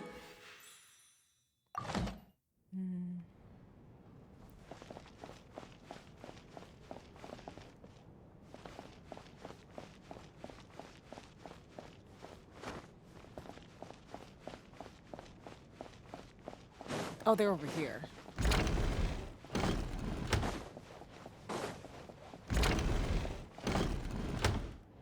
You're right. That was my bad. It was a knee-jerk reaction. I didn't think it through. Luckily, no one suspected my identity. Hello. Oh, phew. It's just you. I thought someone was eavesdropping. Since Vodianitsa and I were on the same page earlier, I think I should share my thoughts with the Rokot members first. You tell Vonisa and Alosha about Child's intel on Lilac and your own views on the current situation. Whoa, whoa, whoa. Are you serious?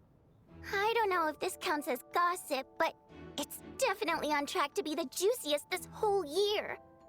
Odette? Really? Odette? Oh god, how dumb does this make me look?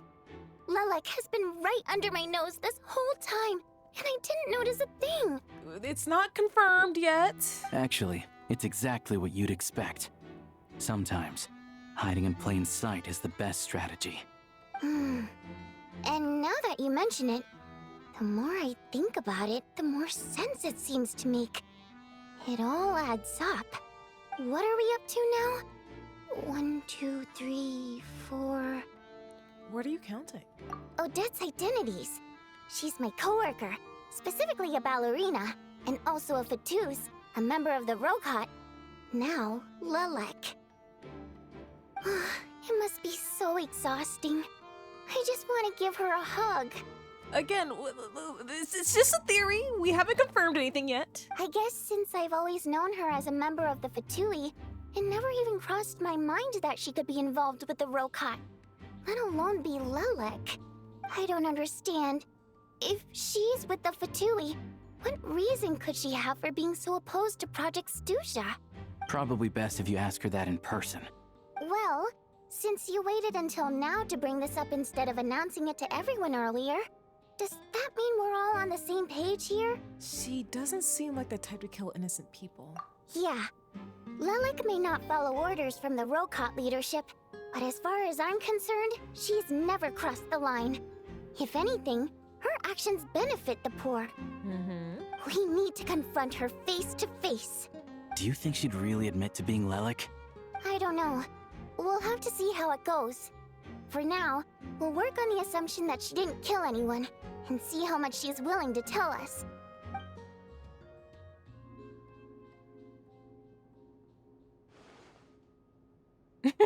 Now's her chance. Odette's alone. Let's go. Hey, Odette. What is it, you guys? Shh. Keep your voice down. We need to talk. So, you're Lilac, aren't you? All right, fine. You don't have to say anything or explain yourself. Just hear me out first. None of us believes you'd kill innocent people. Whoever murdered those 2 people last night, it wasn't you. Traveler was the first to figure out your identity, but she kept quiet during the discussion just now. Still, it's clear where the group consensus is heading. Everyone believes Lilac is the culprit. If your identity is exposed, you'll be in a really bad spot. Why are we assuming it's her? She hasn't even confirmed it yet. We're your colleagues, and we know what kind of person you are. I don't want anything bad to happen to you. So, can you clue us in? Tell us everything. The more we know, the more easily we'll be able to cover for you. All right. Yes, I'm Lilac. And no, I'm not the murderer. Okay, now it's been confirmed. And thanks, but I don't need you to cover for me. Actually, I'm planning to reveal my identity. Huh? You're gonna reveal that you're Lilac? Here? That's right. I'll admit I was surprised at first when Chuganov guessed that I was here. It was just a lucky guess, but it caught me off guard. But after taking some time to assess the situation and confirm where everyone stands, I don't believe I have anything to worry about. Are you sure you don't need a second opinion? Given the circumstances. Mr. Valeri! What? Verily gets everyone to reconvene. Odette gets straight to the point and announces that she is Lilac.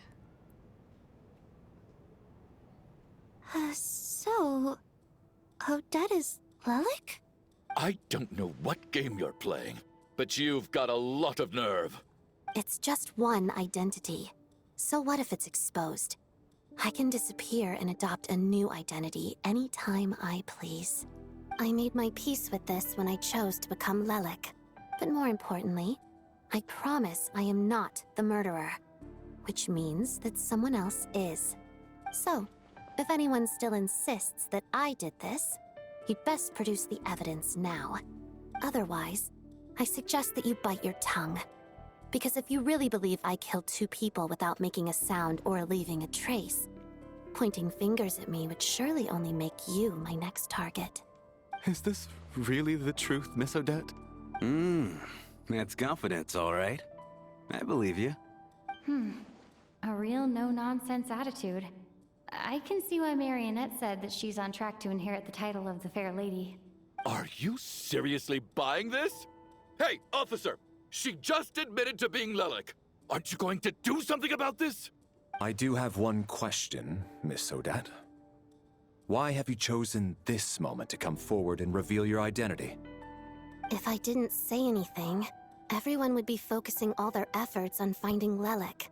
And that is exactly what the real culprit wants.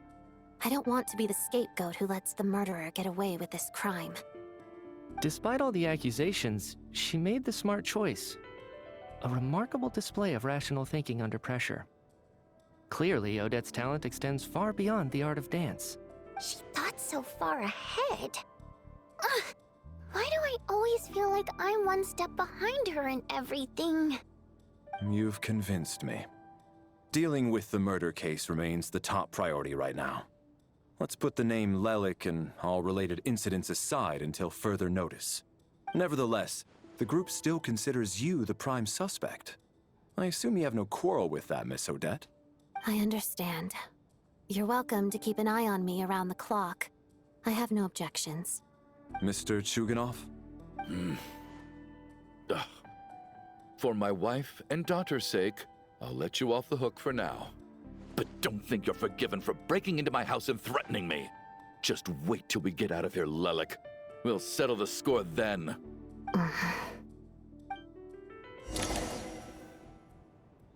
You really think you can settle a score with her?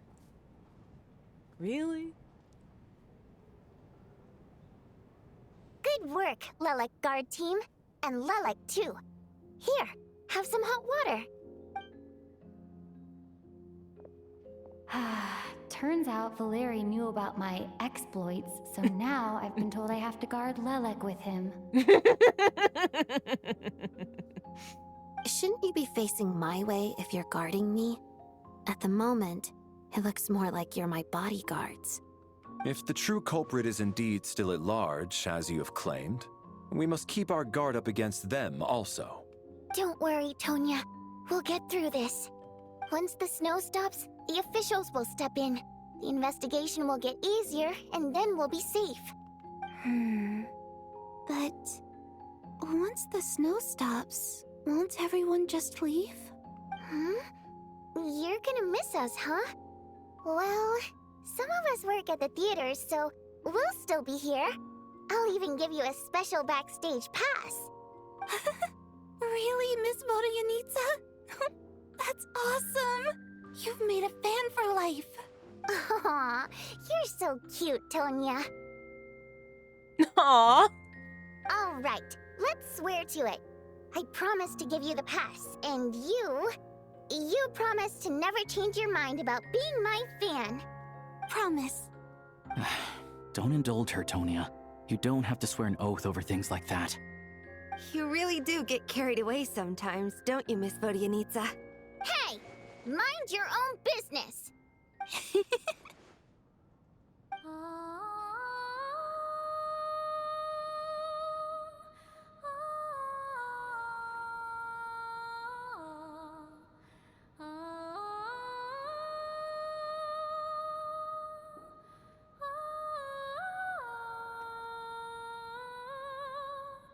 Oh, let's go.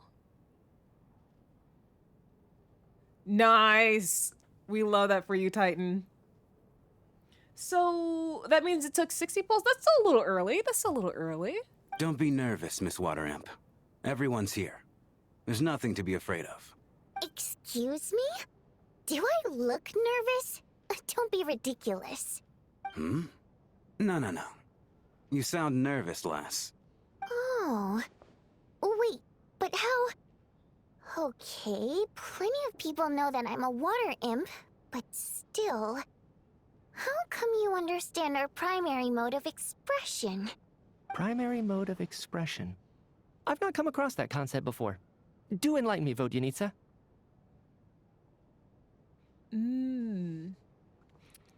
Still, okay. At least it wasn't hard, Pity. Well, it's just... We water imps tend to communicate our emotions to each other by singing, rather than facial expressions. The emotions we convey through song take precedence over our facial expressions. So, we think of it as our primary mode of expression. I'm impressed, Shram. I didn't take you for a man of culture, but you're clearly rather learned. It's not about being cultured or not. The thing is, this mode of expression can usually only be understood by other water imps. It's not a simple case of a song sounding happy or sad. And yet, you're clearly human, Mr. Shram. It's really not the big deal you're making it out to be. I think I just have a knack for it. Plus, I have a... very close friend who's a water imp. A delightful lady. But keep that a secret. Anyway, we spent so much time together that before I knew it, I noticed I could understand her expressions. Oh, I guess that makes sense. Still, the fact that you have a water imp friend is even more surprising. I'd better watch what I'm singing when I'm around you from now on. Hey, what are you implying? You're not secretly insulting the audience in your songs, are you? Heavens, why would I do a thing like that? It's getting late. We should discuss our sleeping arrangements for tonight. To guard against the killer, someone needs to keep watch. And we need to keep watch in pairs. I suggest that we don't sleep in separate quarters tonight. It will be safer if we all stayed together. As long as someone keeps an eye on Lelik, I'm quite sure we won't have any trouble. Are you saying that you wish to bet your life on Miss Odette being the killer? Nonsense. Of course not. Then I propose the following arrangement for tonight. The Traveler, Odette, and I will form the Night Watch. We'll sleep in shifts, but two of us must be awake at any given time. Fine by me. An excellent idea. This allows us to handle the Night Watch while also keeping an eye on Lelik. Meanwhile, the rule of taking shifts in pairs resolves the other issue. Namely that we can't necessarily trust the Traveler or Oh my gosh, Valeri RC! either. Hello, RC in chat. Thank you so much for the raid. Hold on. First of all, let me give you a shout out.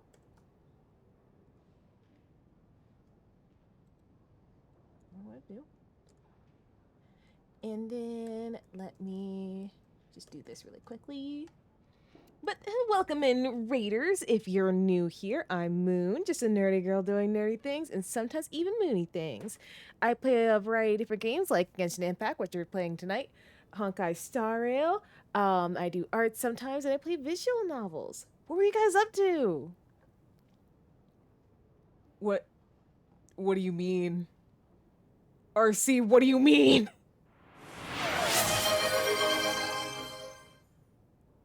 I see what you mean. Welcome in, Raiders from Story Stream. You guys are all playing Peak, right? Oh. Oh, this is lovely. This is lovely. I need to get a shout out mechanic that doesn't require. Yep. Yep, there it is. There it is. Oh my gosh. Okay, story. Eden, thank you so much for the raid. Okay, I'll do my spiel again, since all the raiders are now in here. Yeah, triple raid indeed. For anyone who's new here, I'm Moon, just a nerdy girl doing nerdy things and sometimes even moony things. I play a variety of different games like Honkai Star Rail, Genshin Impact. I do art sometimes. I play visual novels. And generally just have a good old time around here. I know you three were playing Peak. I hope that went well. But also, if you guys need to do some post-stream care, like getting up and stretching, getting some water, maybe getting a snack or a meal, please, by all means, do that. And not just for the streamers, but for chat as well. If you need to do any of that, please do. And if you're here to hang out for a little bit, I hope you enjoy your time here. Also, if anyone does not want spoilers for Act 2 of the 7.0 Archon Quest in Genshin Impact, I suggest you leave. I just started Act 2, so obviously spoilers for Act 1. I like to give out spoiler warnings whenever I get raided into stories like this, because I myself play the story as soon as I can to make sure I don't get spoiled about things. So I totally understand if you don't want to get spoiled and you just want to like leave. But alternatively, you could keep the stream on in the background to get drops. I think they're doing drops right now.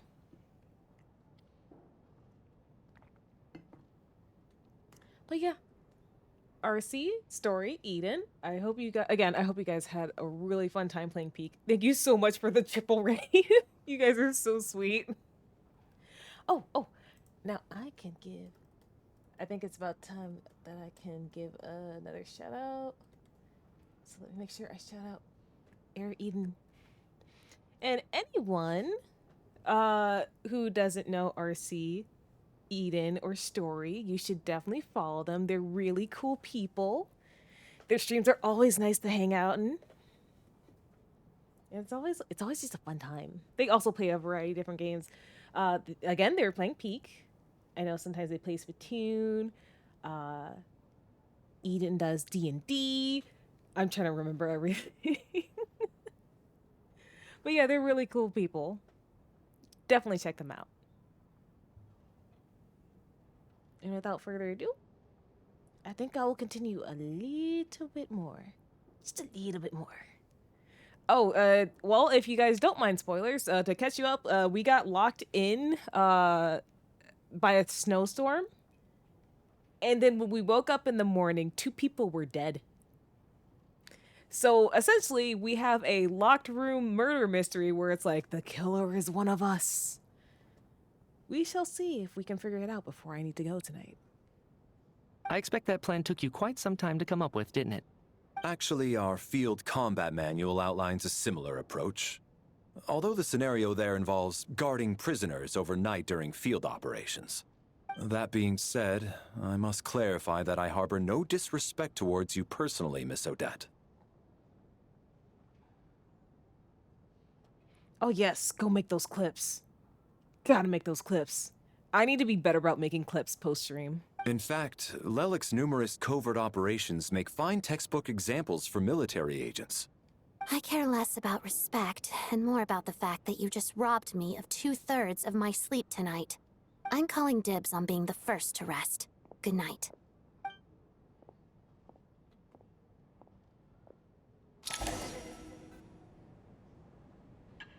As night falls, you and Verlaire take the first class together. Everyone's sleeping on the stage, making for a scene right out of an absurdist theater. Eventually, the time comes for the first shift change. It's almost time. We should wake Odette. How are you faring? You get some sleep. I'll go after you. Oh, not going to argue with that. I'll take a quick nap. If you start to feel sleepy, wake me up anytime. It's finally time for Odette and I to share the night watch. I should wake her up.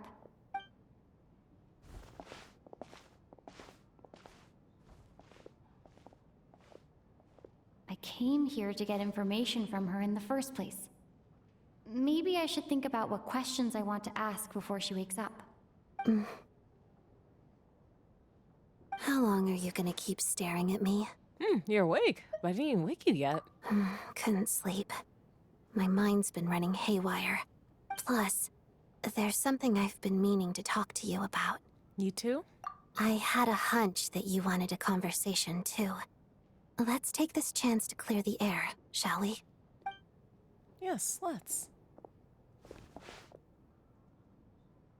I just had a simple question for you, really.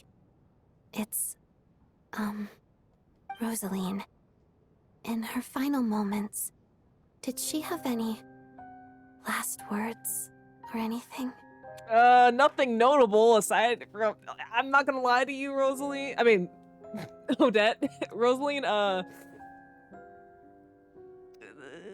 way she went out was kind of fitting, and like, she didn't really, it really did happen really fast. I see. Well, that was all. I have no other questions. Do you miss her? No. She was utterly ruthless in pursuing her goals. That kind of person should be hard to miss. And yet, even though I never approved of her methods, and she was an abrasive person, the fact remains that I am indebted to her. I heard a little about that from Snezhnaya. Oh, she told you. I guess that makes sense. I think she and Rosaline were on pretty good terms. Still, she didn't know the full details. Yes. Rosaline wasn't the kind to gossip about this sort of thing. Not that it's any huge secret to me, though. When I was a child, I had to join the Fatui for the sake of my mother and me. I trained under Rosaline. It was extremely grueling, and it didn't exactly come naturally to me. All I could do was try to ignore the biting cold and practice, practice, practice. I was a newcomer who'd managed to make a good first impression on a harbinger. There was pressure to live up to her expectations, to be worthy of the fair lady's reputation. Every day was a struggle against the cold, pain, and fatigue. And most nights, I struggled to fall asleep. After enduring all that, I've become almost immune to the sensation of pain. I suppose that was the cost of survival.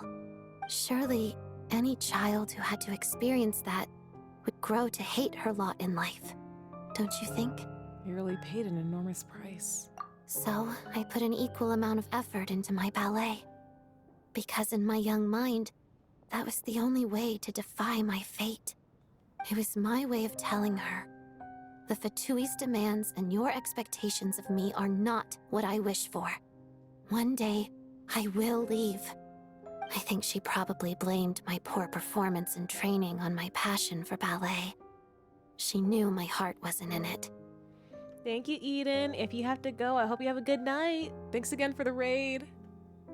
One time, when I was secretly practicing a dance at night, she suddenly showed up. I knew she was there to catch me red-handed. I told her, "You don't deserve to watch the dance I learned from my mother." She looked stunned. I guess she was surprised that I lashed out first, before she had the chance.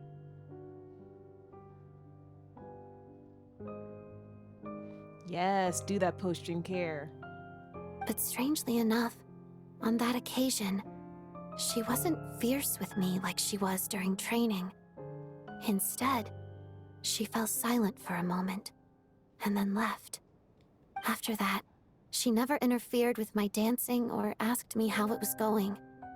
She never came to watch me dance again either. Not even once. She was a very proud person. She was.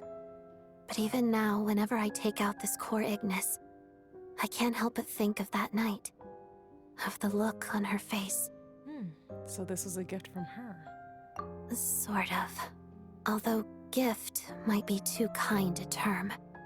This is her flame sealed within ice. A symbol of her favor, yes, but also her way of keeping an eye on people. She knew the location of every piece of Core Ignis.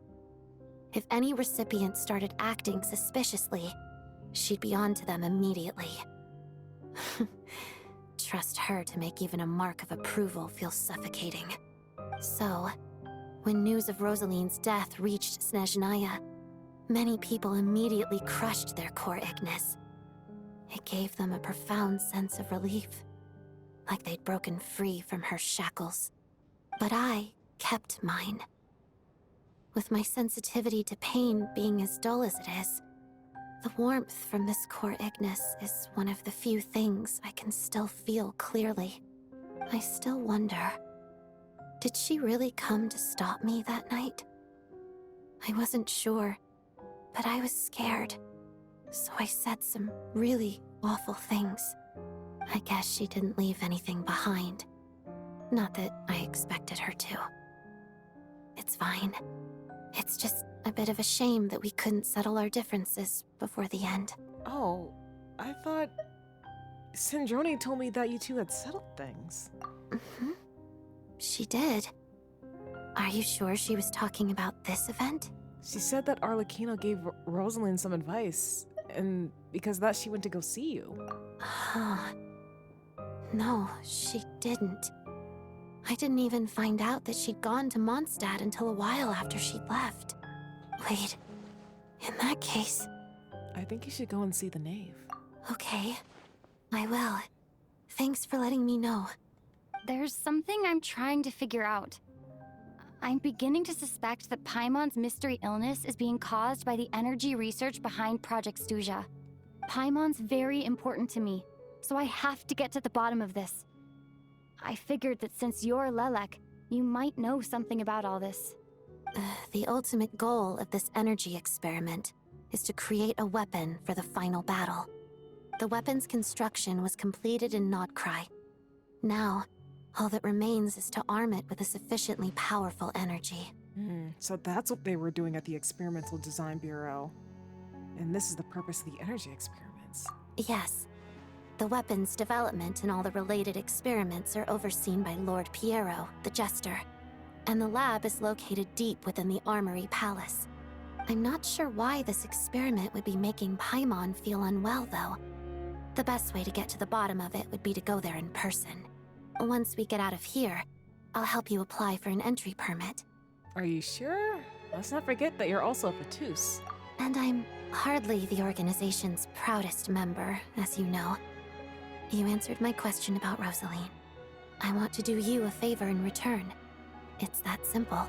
So, are we sure Verly's asleep? There was a couple of shots showing him. I don't think he's really asleep. I think he's awake.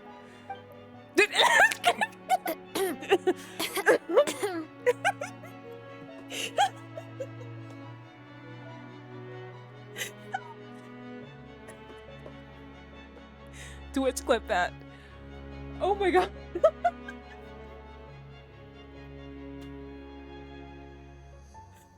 Oh my gosh, that scared me. Huh? What's wrong? Are you not feeling well? You two seem to be hitting it off. Stay calm, just like normal. I thought you were sleeping. Of course I was. In the military, one learns to fall asleep quickly, even in the most inhospitable environments. It's vital to staying alert and energized. Why? Is something wrong? No, nothing. Even if he was awake, he can't have overheard us, right? Oh, just assume that he did. Well, thank you both for keeping watch. Traveler, I'll take over for now. It's your turn to get some sleep. Sure.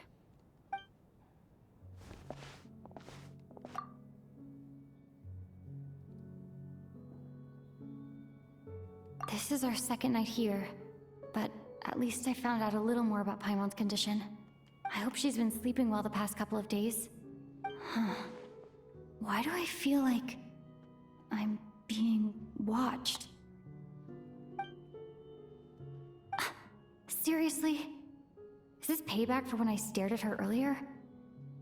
But I thought she was asleep. Never mind.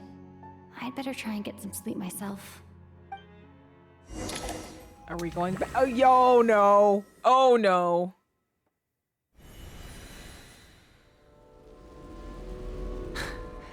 Hey, what are you spacing out for? Are you reaching your limit too? Oh, no. No. How long have we been walking for? Do you remember? Time's lost all meaning. Ever since we noticed that thing above our heads. What was it called again? A star key? Or key star? Anyway, the person who named it was swallowed by the black mist. Whatever it's called, ever since we noticed it, we've been walking up and up, hoping that as long as we reach it, we can find a way out of this place. But it seems like no matter how far we walk, we never get any closer.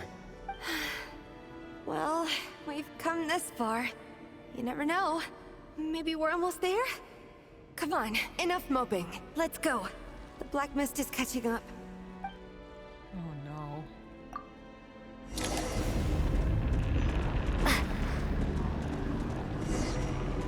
And you have weapons. Why do you have weapons? Oh, come on. Monsters! Watch out! Not again! I've lost count of how many times we run into them. Be careful.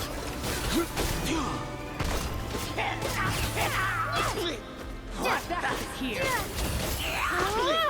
What the?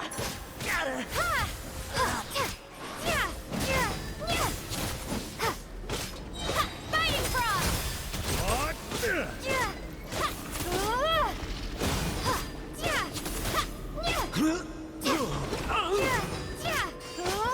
All right, let's go. Let's go.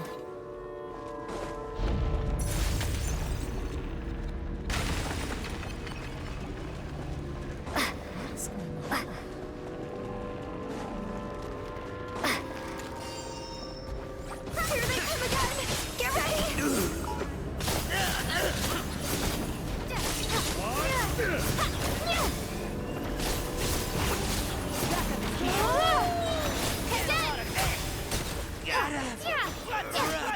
In case!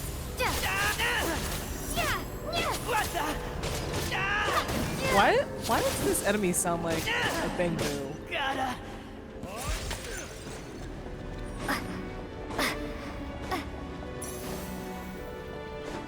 Monsters ahead of us. The black mist behind us. Feels like there's no escape. Don't give up hope, please. Please, don't give up hope, please. Are you hurt, Coolish? No. I'm fine. It's just... Suddenly I don't want to walk any further. I get you. In fact, No, I reached my limit a please. long time ago. Sometimes it feels like there's hope where there shouldn't be. Yeah. The hope that the star gives us is the only thing keeping us going. But I'm not sure it's real at all. It may just be a collective illusion. No, please. Otherwise, why would it always be out of reach? Are you really gonna give up like this? I actually feel like we're slowly getting closer to it. We know you mean well, but you're only saying that to try and encourage us to keep going, aren't you? Thank you, friend. But enough is enough. Please don't give me any more false hope. Hope is poison in this place. You're going to continue, aren't you? I admire that. I've given up, but I wish you the best. May there come a day that you catch up to the star and leave this godforsaken place.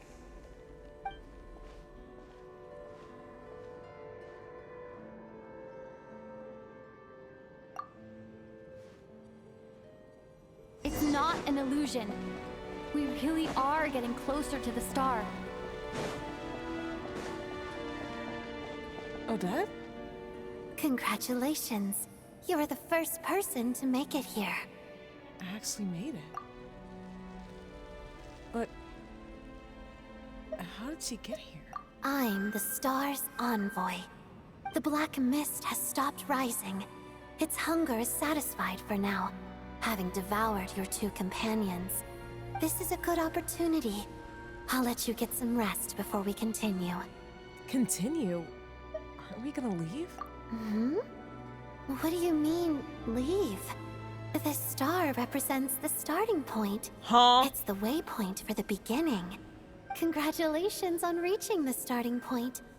Once you are ready, we will head out and walk upwards. I will be right by your side the whole way.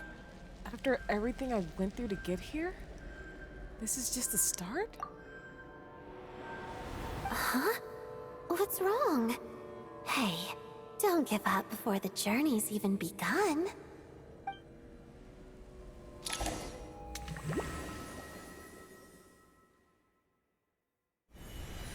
Rampana! Rampana! Is that Vodyanitsa's voice? What happened?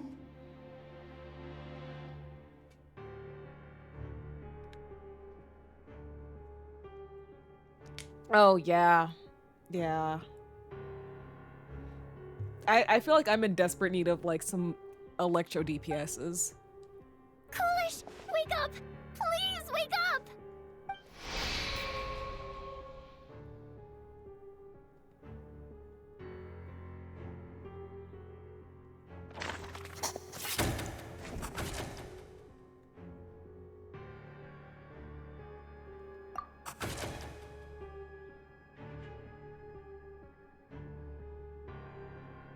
The situation is identical to that of the two casualties yesterday. We cannot ascertain the cause of death. At least there are some elements that we can rule out this time. They slept on the stage with everyone else. So I suppose the surrounding environment can't be a relevant variable. Rampana. Coolish. Weren't some of us keeping watch last night? 3 of us, in fact. How could you not notice something was wrong? I'm as confused as you are. Certainly nothing unusual happened on my watch. Likewise, and from what I've observed so far, both Miss Odette and the Traveler can be trusted. No incidents during my watch either, and I have no reasons to suspect Valeria or Odette either. To be honest, I didn't get a wink of sleep last night. I couldn't help but think I was the target, so I just laid there with my eyes closed. I heard the Traveler and Lelik chatting, but otherwise I don't recall hearing any commotion during the night. Me too. I didn't want to wake everyone up, so I was concentrating hard, trying not to cough. I hardly slept at all. If anything had happened, I'm sure I would have noticed. Then, what could possibly be causing this? Once was bad enough. I can't believe it happened again. I worked closely with Rampana and Coolish for so long. I never imagined that one day they'd... And on the stage of all places... Vodyanitsa. 4 victims in just 2 days, and we still don't have a single lead. I need to get to the bottom of this as soon as possible. And above all, keep Tonya safe. I'd never be able to look Child in the eye again otherwise. Still snowing? Yes, I just checked. Still no sign of anyone outside either. So we only have ourselves to rely on. If you ask me, this killer can clearly strike whenever they please. The Night Watch was a useless endeavor from the start. Lelik must be an expert in poisoning. Clearly she used some poison that can't be detected on the corpse.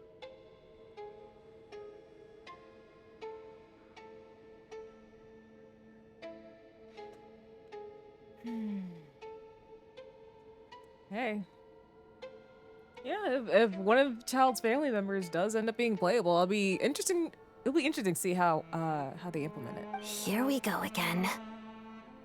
Listen, I was already thinking to myself last night, was Lelik's reason for revealing her identity the real story? Well, now I have my answer. It most certainly was not. She's been playing us for fools. You get off on this, don't you? Revealing your identity, only to carry on with your killing spree? That's a hideous thought. One that only a hideous mind like yours could dream up. How dare you? That's enough. Yesterday, You named Lelik as a suspect because the victims were both wealthy merchants. Lelik might have had a motive then, but today's victims were just ordinary people. Not to mention that they were colleagues of Odette and mine. What reason would she have to murder them? Let me guess. Just to scare you? Who knows? Maybe you don't know her as well as you think. I implore you all to ask yourselves, how many people are there really in this world that have what it takes to kill another person? Not many, I'd wager. Lelik is well known to be a ruthless operator, and now she has revealed her identity. How could it be any more obvious? Everything you've said so far is still just conjecture, which doesn't constitute a concrete lead. You need to back up your claims with some evidence. How can you defend her, officer? What did she say to you while you were on night watch? Maybe I shouldn't be so surprised. You military types are always colluding with criminals to target the rich. All so you can get your grubby paws on our hard-earned fortunes, then tell us to fall in line. The Fatui, the Druzhna, and the Rokot. Thugs, the lot of you. Don't you dare. Sir, but you were the one who told us not to stop other people from expressing their opinions yesterday. 4 people have already died. Only yesterday I was chatting with Mr. Coolish. Then we woke up in the morning and he's... Turning against one another is the last thing we should be doing right now. Oh, Tanya. Little girl. Even if Mr. Chuganov is a puffed-up, pig-headed windbag who doesn't have a clue what he's talking about. Yes, Queen! He's still one of the victims here, isn't he?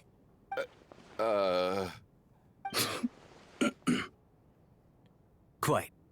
I had no intention of resorting to violence. But you're right, Miss Tonya. I ought not prevent him from speaking his mind. Mitya, I don't think it's him, but you've been very quiet these past couple days. In any case, I believe Mr. Chuganov has calmed down a little now. We may resume our discussion. I don't think there's any need for that. What is there to discuss? Nothing about this situation is normal. Did you have an idea, Mitya? You're the brainiac here, right? Come on, clue us in. I've been mulling something over. All the leads we have so far concern things from outside the theater. Miss Odette's alter ego, the threats Mr. Chuganov received. But then there's the 2 double murder crime scenes themselves, which have given us absolutely nothing to go on whatsoever. That's highly unusual.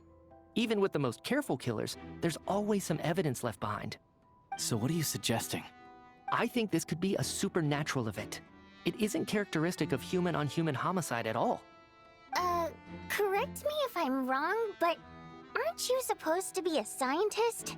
That doesn't sound like a conclusion someone like you is supposed to make. Well, when science and magic exists in both, simultaneously in one place, if you can't explain it with science, then it's probably magic. I got into scientific research because of my insatiable curiosity. But if the present situation defies all known scientific explanations, I don't mind shifting my curiosity toward the paranormal instead. See? Now that you mention it, I remember when I first came to the theater. I heard rumors about this place being haunted.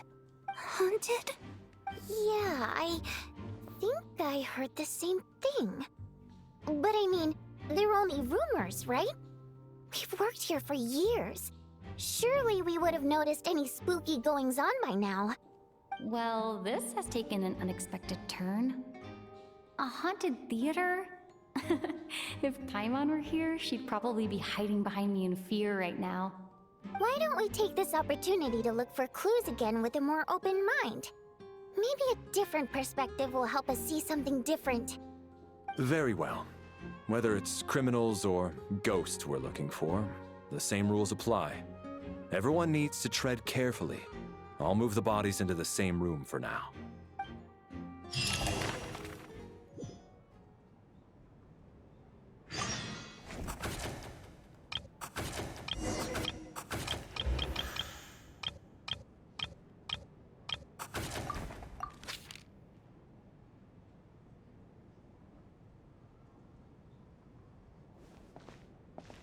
You keep telling me to examine it for possible intel, but like...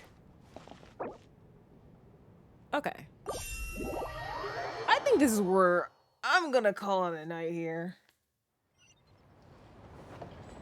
It's getting late, and I do have things to do in the morning. Meaning work. I have work in the morning, and I need sleep. Let me see if anyone I know is on right now. Let me see.